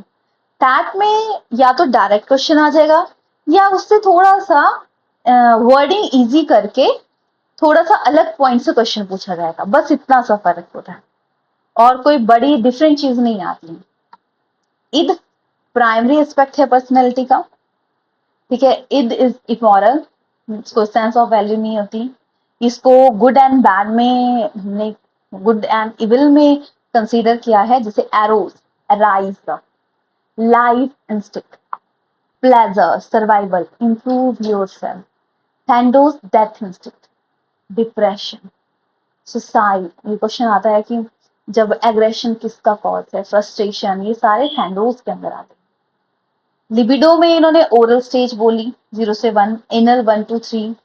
फैलिक इंपॉर्टेंट है क्योंकि इसे बोला गया है कि डैड का डॉटर की तरफ अट्रैक्शन होता है, उसे इलेक्टा नाम बोलते हैं। मदर का सन की तरफ होता है, उसे ऑडिपस का नाम दिया है। तो ये अलग अलग नेम इसलिए इन्होंने मतलब मेन इन थ्योरी का ये था कि अपोजिट सेक्स है इसलिए ये अट्रैक्ट कर रहे हैं, पर ऐसा नहीं होता। मदर फादर इनका लव अलग लेवल का होता है, सिर्फ सेक्सुअल करेक्टर से इसको आइडेंटिफाई करना नहीं है, ठीक है। देखो मेन रीजन ये भी होता है फादर का डॉटर की तरफ कि हाँ ये मैंने इसका पूरी उम्र ख्याल रखना है, मैं इसका ध्यान रखना है, ये मेरी फैमिली है, मेरा ये है। और मदर का सन की तरफ इसलिए होता है कि उसको लगता है कि मुझे कोई प्रोटेक्ट करे, तो सन उसको लगता है कि सन होगा तो उसको प्रोटेक्ट करेगा। इस वजह से भी ये रीजन रहता है कि वो उनका रिलेशनशिप, पर इसने सेक्सुअल डिजायर के साथ जोड़ा तो वो रॉन्ग है, इसलिए इनकी थ्योरी थोड़ी सी ड्रॉबैक रहा। So now going to a next topic, तो नेक्स्ट इंटेलिजेंस थ्योरी। अब मैं इसकी थ्योरीज तो डिटेल नहीं करवाने वाली हूँ, मैं सिर्फ पूछूंगी, जल्दी से बताएंगे यूनिफैक्टर थ्योरी किसने दी थी? मैं सिर्फ नाम पूछूंगी किसने थ्योरी क्या क्या दी थी, जल्दी से बताएंगे।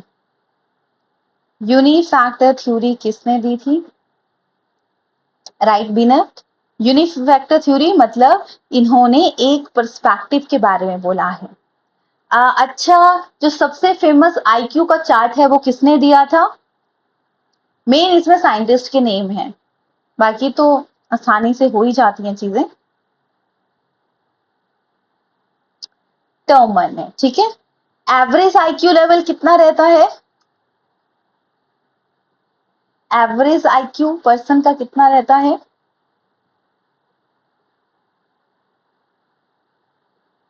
हाँ, 90 से 110 आप कंसीडर कर सकते हैं। चलो वन बाय वन जो क्वेश्चन पूछती रहती हूँ, तो यूनिफैक्टर थ्योरी बिनेट।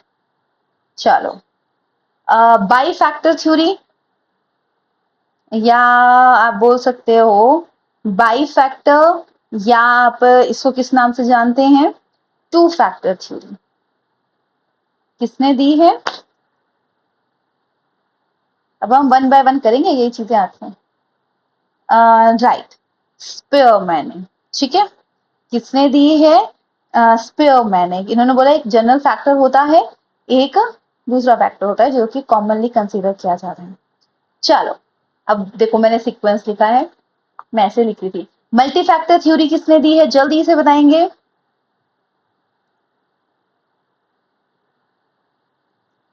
रिप्लाई करने के लिए रेडी हो जाएं, भूल जाते हैं ना। राइट, थॉर्नडिक ने, ठीक है। लिख देती हूँ ताकि फिर हमारे को फिर से रिवाइज करने में आसानी रहे। और इसको हम बोलते हैं फैक्टर ओरिएंटेड थ्योरी। क्या दिया है इन्होंने कंसेप्ट?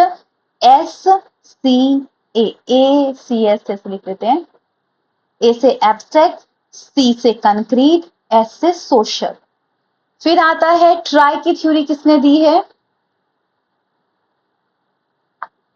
आप भी ऐसा ही बनाना, जब आप पढ़ने लगोगे ना, ये पेज खोलोगे तो अगले पेज के बजाय इस पेज पे एक बार पढ़ने की कोशिश करना कि कितनी चीजें आती हैं आपको। ट्राई की थ्योरी, टी से नाम है, थर्नस्टन। किसने? ट्राई की थ्योरी थर्नस्टन ने। तो इन्होंने 7 मेंटल एबिलिटीज के बारे में बताया था। फिर स्टर्नबर्ग ट्राई की थ्योरी, नाम तो है ही है, तो इन्होंने ACP का कंसेप्ट दिया था, पर इनका ACP डिफरेंट है। A for analytical, C for creative, P for practical.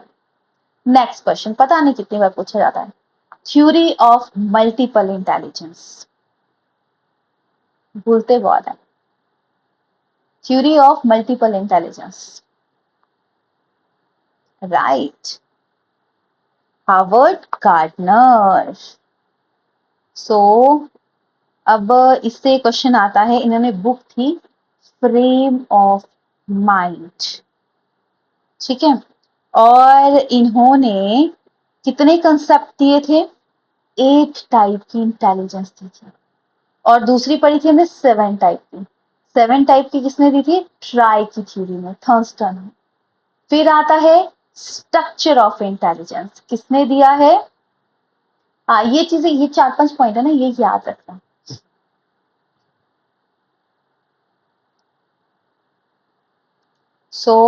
क्या जाता है हमारा? स्ट्रक्चर ऑफ इंटेलिजेंस ये दिया है गुल्फोर्ड ने, ठीक है। 180 टाइप की intelligence, content, product and operation, 3 चीजों के बारे में इन्होंने बात की। फिर सैम्पलिंग थ्योरी, तो सैम्पलिंग थ्योरी किसने दी है? ये थॉमसन ने, ठीक है। Crystal and fluid theory, crystal intelligence वो होती है जो कि लॉन्ग टर्म, हाँ 3D मॉडल, ये भी क्वेश्चन आता है, क्योंकि वो जो इन्होंने सैम्पलिंग दिया था कंटेंट ना, वो बॉक्स के टाइप में था, तो इनको 3D मॉडल भी बोलते हैं। आरबी केटल, ठीक है, किसने दी है?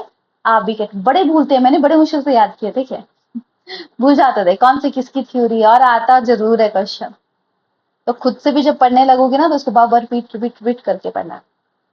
वर्नॉन तो पता ही लग गया, वर्नॉन हैराई की थ्योरी दी है, सो आरबी केटल लिख देती हूँ मैं यहाँ पे, ठीक है। वर्नॉन ने जी फैक्टर थ्योरी के बारे में, इन्होंने बिनेट से जो इन्फ्लुएंस थे, इन्होंने ही बात की थी, तो याद रखिएगा, ठीक है। और हाँ, एक और चीज, किसके थ्योरी को क्या बोलते हैं, जैसे factor oriented theory, group factor theory, किस थ्योरी को क्या बोलते हैं, ये भी पॉइंट आपको ध्यान में रखने हैं, ठीक है, राइट। ये जो फर्स्ट टाइम आईक्यू का फॉर्मूला भी याद रखिएगा, और आईक्यू का बात सबसे पहले किसने की थी, टेस्टिंग की बात किसने की थी, और मेंटल एज के बारे में कंसेप्ट किसने रिवाइज किया था? थियोडोर सिमन। इस चैप्टर में ना मेन इंपॉर्टेंट इसके नाम बहुत ज्यादा हैं, क्योंकि हम बड़े ज्यादा कंफ्यूज होते हैं, जो कि हमें ध्यान भी रखने हैं। और टेस्ट, इंडिविजुअल टेस्ट कौन सा है, नॉन वर्बल कौन सा है, ये याद रखना है। सो देखो क्वेश्चंस की तो भरमार है इसमें, सो आइडिया लगा सकते हो, देखो क्वेश्चन के बेसिस पे भी हमें आइडिया 50 क्वेश्चन, और इसमें भी काफी ज्यादा क्वेश्चन है, इंपॉर्टेंट समझ सकते हो आप। अब आते हैं लर्निंग का कंसेप्ट। तो लर्निंग के कंसेप्ट के बारे में आपको मैंने बहुत डिटेल में बताया है कि लर्निंग ऐसी होती है, लर्निंग वैसी होती है, ये होता है। तो अब हम सीधे जाते हैं थ्योरी पे। सबसे पहले आता है हमारे पास ट्रायल एंड एरर थ्योरी, किसने दी है? थॉर्नडिक ने दी है, ठीक है। इन्होंने 3 प्राइमरी लॉज दिए हैं, बताओ थ्री प्राइमरी लॉ कौन है? मेन यही है, थ्री प्राइमरी लॉ ही याद रखने हैं इसमें।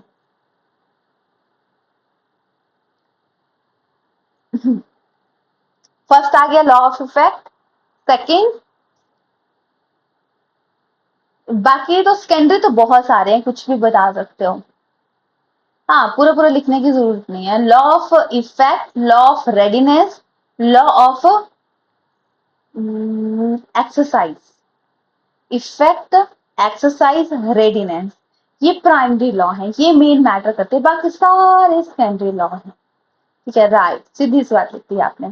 ठीक है, क्योंकि मेन तीन लॉ ये मैटर करते हैं, उसके अलावा कुछ भी कर लो। तो कई बार पूछा बताइए इनमें से कौन सा प्राइमरी लॉ नहीं है, कौन सा प्राइमरी लॉ है, तो आपको ध्यान में रखना है। रेडीनेस की आपको पढ़ना है तो आपको रेडी तो होना पड़ेगा कि नहीं, हाँ पढ़ना है, माइंड सेट करना पड़ेगा। फिर एक्सेस प्रैक्टिस करनी पड़ेगी। आप बोलते हैं ना, जो चीजें वो यूज करते रहते हैं वो याद रहती हैं, और जिन चीजों को यूज नहीं करते वो चीजें भूल जाती हैं। फिर आती है हमारी ऑपरेंट कंडीशनिंग थ्योरी। इसके ना नाम बड़े अलग अलग आते हैं, क्या बोलते हैं, इसमें क्या बात की गई है, क्या नहीं है, ये काफी पूछे जाते हैं। सो B.F. स्किनर अमेरिकन थे, इन्होंने बोला था other name instrumental conditioning theory, RS conditioning, ये याद रखिएगा, RS कंडीशनिंग, रिस्पॉन्स स्टिमुलस, क्या आता है, response stimulus theory. Experiment rat and pigeon पे क्या था, मेन था इनका रेनफोर्समेंट, कि हम किसी को शाबाशी देते हैं तो वो काम बेटर वे में करता है, उसकी इफेक्टिवनेस बढ़ जाती है। और हमें किसी को ना शाबाशी कंटिन्यू नहीं देनी है, हमें रुक रुक देनी है, मतलब पार्शियल देनी है। फिक्स्ड हमेशा हर चीज बुरी होती है, ये याद रखें। फिर पैवलॉव की थ्योरी आती है जो कि बहुत फेमस है। अदर नहीं, देखो रिस्पॉन्ड कंडीशनिंग, आप कंडीशन करके किसी को भी सिखा सकते हैं। इसमें तो उन्होंने डॉग को सिखा दिया कि क्या है, ठीक है, डॉग को इन्होंने कंडीशन करके सिखा दिया कि ये चीजें होती हैं, ऐसे करना है तुम्हें।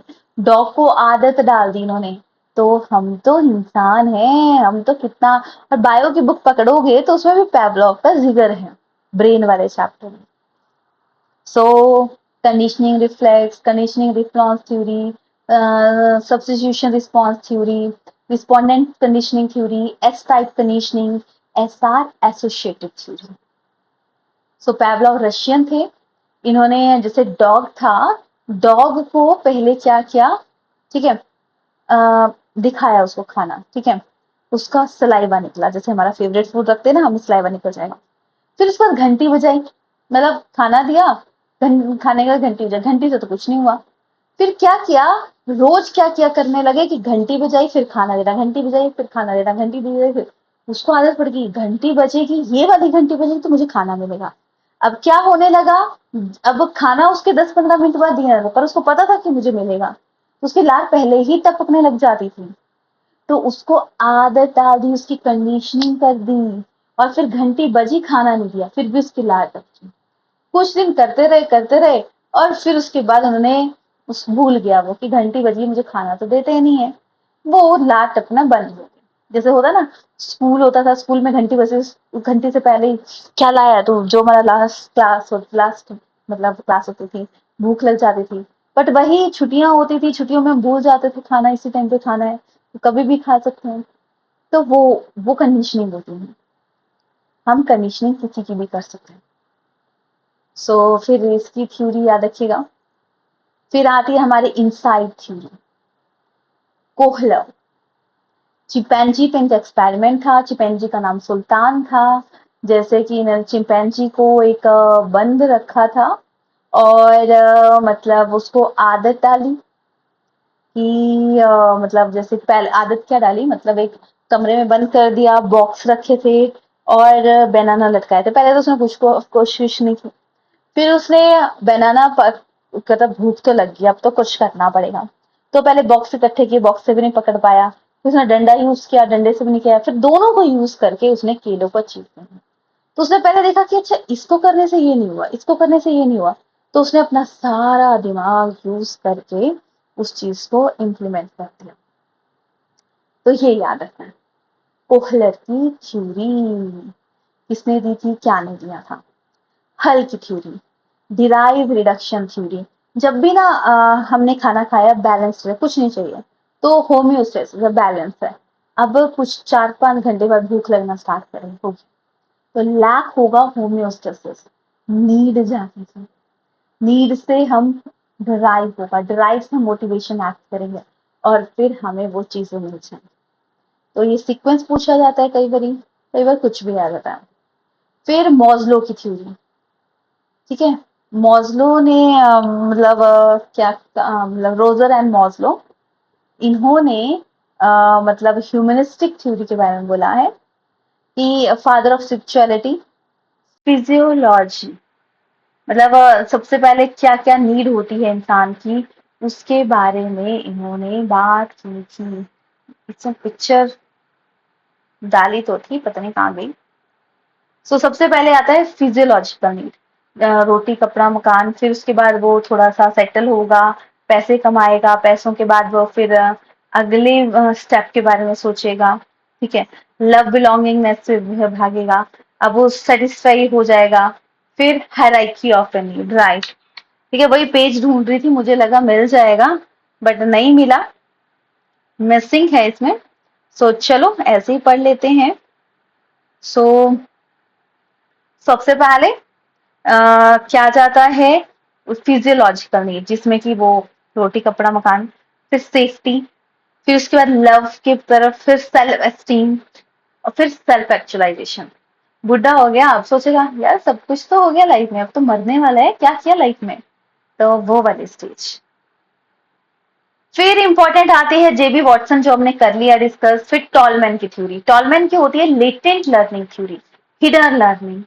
जैसे कि बच्चे, माँ बाप रोज बच्चे को छोड़ने जाते हैं स्कूल में, पापा उसके उसको सिखाते नहीं किस इस रास्ते से जाना है, बट बाद में बच्चा धीरे धीरे सीख जाता है। मतलब एक दिन क्या होता है, उसके पापा नहीं आते तो घर पहुंच जाता है, तो सब हैरान कि वो कैसे आ गया। तो उसकी ना हिडन लर्निंग हो रही होती है, सामने से नहीं दिखा रहा होता पर हो रही होती है, रास्ता उसको याद हो जाता है। तो टॉलमैन एक तो लेटेंट लर्निंग पे फोकस करते हैं, और एक बोलते हैं कि पर्पसिव बिहेवियर होता है। देखो आप पढ़ रहे हो एग्जाम का, क्यों पढ़ रहे हो, क्योंकि आपको कुछ और अचीव करना है। um, हाँ, कितना अच्छी बात है, आपने सीक्वेंस लिख दिया, physiological need, safety need, love belonging, esteem and self actualisation, right. Tolman, तो टॉलमैन ने बोला कि जैसे कि ना मतलब पजल बॉक्स है, पजल बॉक्स के बाहर एक पजल बॉक्स का फूड रख देते हैं और चूहा दूसरी साइड होता है, चूहे पे एक्सपेरिमेंट था। तो चूहे को पजल बॉक्स अगर उसको खाना चाहिए था तो उसको पजल बॉक्स सॉल्व करनी पड़ती, तो यानी उसको भूख के लिए जाना है, पर भूख के लिए उसको पहले पजल बॉक्स सॉल्व करनी पड़ेगी। तो वो क्या करता है, पजल बॉक्स सॉल्व करता है और फिर खाने की तरफ दौड़ता है, ठीक है, फिर उसको खाना मिलता है। वैसे हमारी लाइफ है, हम पढ़ रहे हैं क्योंकि हमें कोई एग्जाम क्वालिफाई करना है, ये चीज करनी है, और वो चीज करनी है क्योंकि हमें कुछ और चाहिए। स्टिमुलस स्टिमुलस थ्योरी सब में था, S R theory, R S theory, S S theory थी, पर टॉलमैन बोलते हैं एस एस थ्योरी, लालच लालच को आकर्षित करता है। हम पढ़ते हैं क्योंकि हमें कुछ और चाहिए, हम बिना किसी उसके कोई काम नहीं करते। ये चीज ये बोलते हैं कि काम करते हैं तो हम किसी पर्पज से ही करते हैं, ये बोलते हैं एस एस थ्योरी, ठीक है। सो ये याद रखिएगा। पर्पसिव बिहेवियर के बारे में किसने बोला, कहाँ के थे ये, लेटेंट लर्निंग के बारे में किसने बोला कि purposive behaviour animal and man दोनों में होता है, ये चीजें इन्होंने बोली।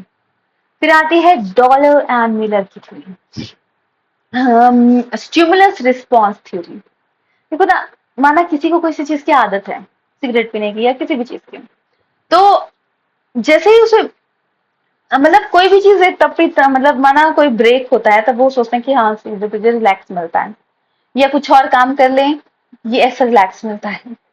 बट वो ना ट्रिगर पॉइंट होता है, अगर उस टाइम वो कुछ और भी कर सकता है। तो हर किसी को मतलब एक ट्रिगर पॉइंट मिलता है कि अगर ऐसा होगा तो ये चीज होगी, ठीक है। तो ट्रिगर पॉइंट चाहिए होता है किसी भी को भी काम करने के लिए।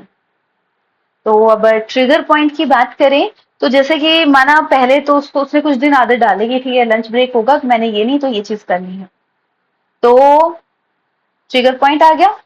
तो अब कुछ दिन तो उसने किया नहीं, उसको आदत पड़ गई, पर बाद में कुछ ऐसा होता है कि सैड होता है तो वो फिर से पी लेता है। तो हर चीज का एक ट्रिगर पॉइंट होता है। तो स्टिमुलस रिस्पॉन्स थ्योरी इसमें बोला है इन्होंने, habit is most important, habit forming से रिलेटेड है। ब्लूम टैक्सोनॉमी के बारे में याद रखिएगा, ब्लूम ने 3 कंसेप्ट दिए थे, कॉग्निटिव, अफेक्टिव एंड साइकोमोटर। ठीक है, कॉग्निटिव में knowledge, comprehension, application, analysis, synthesis, evaluation के बारे में सीक्वेंस में याद रखना जरूरी होता है, या इसके बारे में ये याद रखिएगा, इंपॉर्टेंट है। अफेक्टिव में receiving, responding, valuing, organisation and value system. Psychomotor में ये training student of skill development से लिए है। याद रखिएगा, स्किल प्रैक्टिस से डेवलप होती है, स्किल ऐसे नहीं डेवलप होती, स्किल के लिए हमें प्रैक्टिस करनी पड़ती है, विदाउट प्रैक्टिस स्किल्स डेवलप नहीं होती। ठीक है, perception, imitation, manipulation, precision and articulates and naturalisation. Learning disorder, ये तो आपको याद करना ही करना है। ठीक है, लर्निंग डिसऑर्डर में डिसलेक्सिया, ठीक है, reading and writing disorder, dysgraphia, writing disorder, dyscalculia related to calculation, dystopia, imagination, all is good, dysmorphia, we see an our body not good shape, aphasia related to speech, dyspraxia, coordination not proper, ADHD, attention deficit hyperactivity disorder, autism, multiple disorder, एग्नोस्टिया, मतलब ये disorder सारे ही याद करने हैं, ये तो TET और सी TET में दोनों जगह से लिए गए हैं। जो एक बार भी ऑप्शन में भी आया है ना, वो भी एड ऑन किया है ताकि आपके कंसेप्ट क्लियर हो सके। ठीक है, एग्नोशिया ब्रेन डैमेज, अटैक्सिया ये ऑटोजोमल डिसऑर्डर है, dysphagia language related disorder, dysthymia depressive disorder, cerebral palsy mental conditioning, unusual cause of a brain damage or at birth। ये आ जाते हैं, बहुत ज्यादा क्वेश्चंस आते हैं इसके। तकरीबन आप देखोगे मतलब ओवरऑल बहुत क्वेश्चन आते हैं, ये बोल सकते हैं 100 तक क्वेश्चन आ जाते हैं लर्निंग वाले कंसेप्ट से। यानी ओवरऑल 3 से 4, क्योंकि इसमें operant conditioning theory, classical conditioning theory, trial and error theory, हल रिडक्शन थ्योरी, मॉस्लो की थ्योरी, बहुत सारी थ्योरीज आती हैं। तो उस पॉइंट ऑफ व्यू से ये काफी ज्यादा इंपॉर्टेंट है, राइट। सो देखो अब क्वेश्चन की तो यहाँ पे भरमार है। ठीक है, सो ये देख सकते हैं। सो बाकी क्रिएटिविटी कंसेप्ट आता है, थिंकिंग का, डाइवर्जेंट थिंकिंग, जब हम एक ही चीज को अलग अलग वे में सोचते हैं, और फिर ब्रेन स्टॉर्मिंग इसके अंदर आता है, ओपन माइंडेड, लिटरल थिंकिंग। फिर बात करें कन्वर्जेंट, एक जगह पे हम चीज, क्लोज एंडेड क्वेश्चन और मतलब एमसीक्यू टाइप के, रिलेटेड टू इंटेलिजेंस, गुडफोर्ड। फिर आता है इंडक्टिव एंड डिडक्टिव इफेक्ट, आगमन विधि, एग्जाम्पल देन रूल, डिडक्टिव में rule then example, top down, top down मतलब टॉप से पहले मीनिंग, फिर हो मतलब हम पूरा स्टोरी देखेंगे पहले, बॉटम अप लेटर, सिंबल क्या उसका मतलब है उसकी तरफ जाएंगे। Teaching method, story telling, demonstrative, heuristic पूछा था तो प्रॉब्लम सॉल्विंग मेथड आता है, जिसमें कि हम सिचुएशन, बच्चे को जो चीज चाहिए उसके अकॉर्डिंग चीजें प्रोवाइड करवाते हैं, ये आ जाता है। ठीक है, याद रखिएगा अलग अलग मैथड्स हैं, अगर पढ़ना होगा तो पढ़ लीजिएगा। सो एक्सेप्शन चिल्ड्रन अलग टाइप के होते हैं, गिफ्टेड जो कि holistic development, rapid learner, sharp sense of humour रहता है, बैकवर्ड जिनको स्टेट ऑफ कंफ्यूजन रहता है, लो स्पैन ऑफ अटेंशन रहता है, हैंडीकैप्ड जिनमें कोई डिसऑर्डर है, फिर ये आ जाते हैं। इंक्लूसिव एजुकेशन, इंक्लूसिव एजुकेशन देखो, एजुकेशन सिस्टम चला तो एक आगे पहले नॉर्मल फिर स्पेसिफिक फिर इंटीग्रेटेड। इंटीग्रेटेड में ठीक है बच्चा डिसेबल भी है तो भी उसको ऐड, देखो पहले अब इतना तो है कि 49 या 48% वुमेन्स हैं, बाकी 51-52% महिला है। तो सोचो पहले ना वुमेन्स की एजुकेशन पे फोकस नहीं कर सकते, तो जिस कंट्री की 50% लोग ही एजुकेटेड नहीं है वो कैसे आगे बढ़ेगा। उसमें से भी कुछ हैंडीकैप्ड होंगे 2 से 4%, तो जिस कंट्री के सिर्फ 40-48-40% लोग पढ़ रहे हैं, अपना कंट्रीब्यूशन कर रहे हैं, और जिस कंट्री के सारे लोग पार्टिसिपेट कर रहे हैं, तो वो ग्रोथ कितने ज्यादा होगी, तो वो मैटर करता है ना। सो ठीक है, तो इंटीग्रेटेड में एडमिशन तो दे दी पर बच्चा जो चल नहीं सकता वो कैसे क्लासेस लगाएगा, उसको तो आना ज्यादा मुश्किल हो गया। पर इंक्लूसिव एजुकेशन में हुआ ठीक है बच्चा नहीं चल सकता, हम एटमॉस्फेयर प्रोवाइड करवाएंगे, देख नहीं सकता उसको, ये एटमॉस्फेयर प्रोवाइड करवाएंगे, क्योंकि एजुकेशन लेना सबका राइट है, इस पे फोकस किया गया। ठीक है, ये याद रखिएगा। फिर और याद रखिएगा बच्चा सेंटर में है, हमने सिर्फ बच्चे के बारे में, जॉन डेवी ने प्रोग्रेसिव एजुकेशन की बात की थी, याद रखिए, collaborative teaching, text book. Rousseau ने contribution to education, child natural good, बच्चा नेचुरल गुड है, हम उसे खराब करते हैं भाई। सो याद रखिएगा, फ्रोबल ने किंडर गार्डन के बारे में बोला कि पहले तो 6 साल का बच्चा स्कूल ही नहीं जाएगा, वो सिर्फ घर का एटमॉस्फेयर में रहेगा तो उसकी एजुकेशन कितनी ही डेवलप होगी, ये चीज बोली। तो किंडर गार्डन फ्रोबल ने किया कि बच्चे को नहीं पहले भी एडमिशन दी जाए, स्ट्रगल किया इन्होंने पर हो गया। फिर प्लेवे मेथड मॉन्टेंस्टी ने दिया, मेन मेन से पॉइंट इसके याद रखते हैं। एजुकेशन साइकोलॉजी स्टेटमेंट से हैं, ये कैसी साइकोलॉजी है, किसके अंदर क्या पढ़ते हैं। अब देखो क्वेश्चन भरपूर मात्रा में इनसे क्वेश्चन आए हैं, ठीक है, ये ध्यान में रखना है कि किसके अंदर क्या आया है। ठीक है, बाकी अब आपका 1-2 कंसेप्ट बचते हैं, वो आप खुद करिएगा। ठीक है, क्योंकि आई थिंक सब थक भी गए हैं। ठीक है, सो इंक्लूसिव एजुकेशन हमने कर लिया, इसके बारे में हमने चीजें पढ़ ली। अब हमारे पास इंडिविजुअल डिफरेंस भी हमने अभी पढ़ लिया है, तो फिर हमारे पास लास्ट बचता सीसीई वाला कंसेप्ट, मेमोरी वाला कंसेप्ट और फॉरगेटिंग, बस ये 2-3 कंसेप्ट बचते हैं। सीसीई में आपको ध्यान में रखना है कंटिन्यूअस कॉम्प्रिहेंसिव इवैल्यूएशन। स्कोलास्टिक में हम नैरो एस्पेक्ट है जिसमें सिर्फ स्टडी के बारे में फोकस करते हैं। पोस्ट स्कोलास्टिक में हम लाइफ स्किल्स सिखाते हैं। स्कूल बेस्ड असेसमेंट होती है कि स्कूल ही मैनेज करेगा कैसे कैसे एग्जाम लिए जाएंगे, क्या होगा। मेजरमेंट क्वांटिटेटिव टर्म है, असेसमेंट हम असेस करते हैं बच्चों को क्या क्या जरूरत है। ये याद रखिएगा, इवैल्यूएशन के अंदर मेजरमेंट एंड असेसमेंट आ जाती है।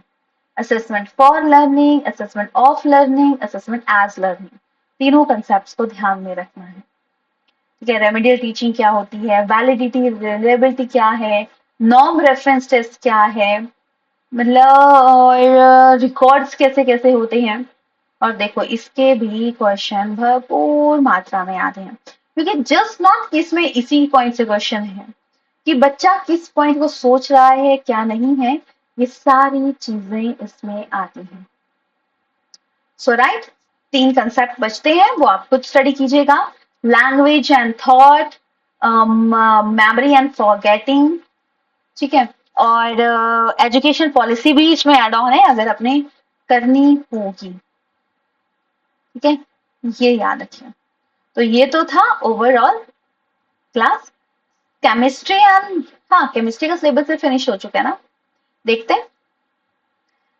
मैं आपको इन्फॉर्म कर दूंगी, ठीक है, चाहिए वैसे केमिस्ट्री एंड ओके, चलो देखते हैं, ठीक है, आपको इन्फॉर्म कर देंगे। सो उसकी थोड़ी लॉन्ग क्लासेस रहेंगी, सो शेड्यूल बनाते हैं आपको इन्फॉर्म कर देंगे, ठीक है। तो ये सारी चीजें, बस आपको 2-3 कंसेप्ट बचे जो कि आपको रीड ऑन करने हैं। क्या क्या? Language and thought, memory and forgetting, and parenting style, statics वो चाहे आप एक के अंदर ही कंसीडर कर लो। चलिए फिर, ये था ओवरऑल क्लास के बारे में। अगर किसी को डाउट होगा, कोई टॉपिक चाहिए होगा कि हमें थोड़ा सा डिटेल करना है, तो ऑलरेडी वीडियोस हम क्लासेस आपकी हैं, आप वहां पे भी देख सकते हो। बाकी अगर किसी को चाहिए फिर से करना है तो बता दीजिएगा, हम कर लेंगे। So take care yourself, stay healthy, stay blessed.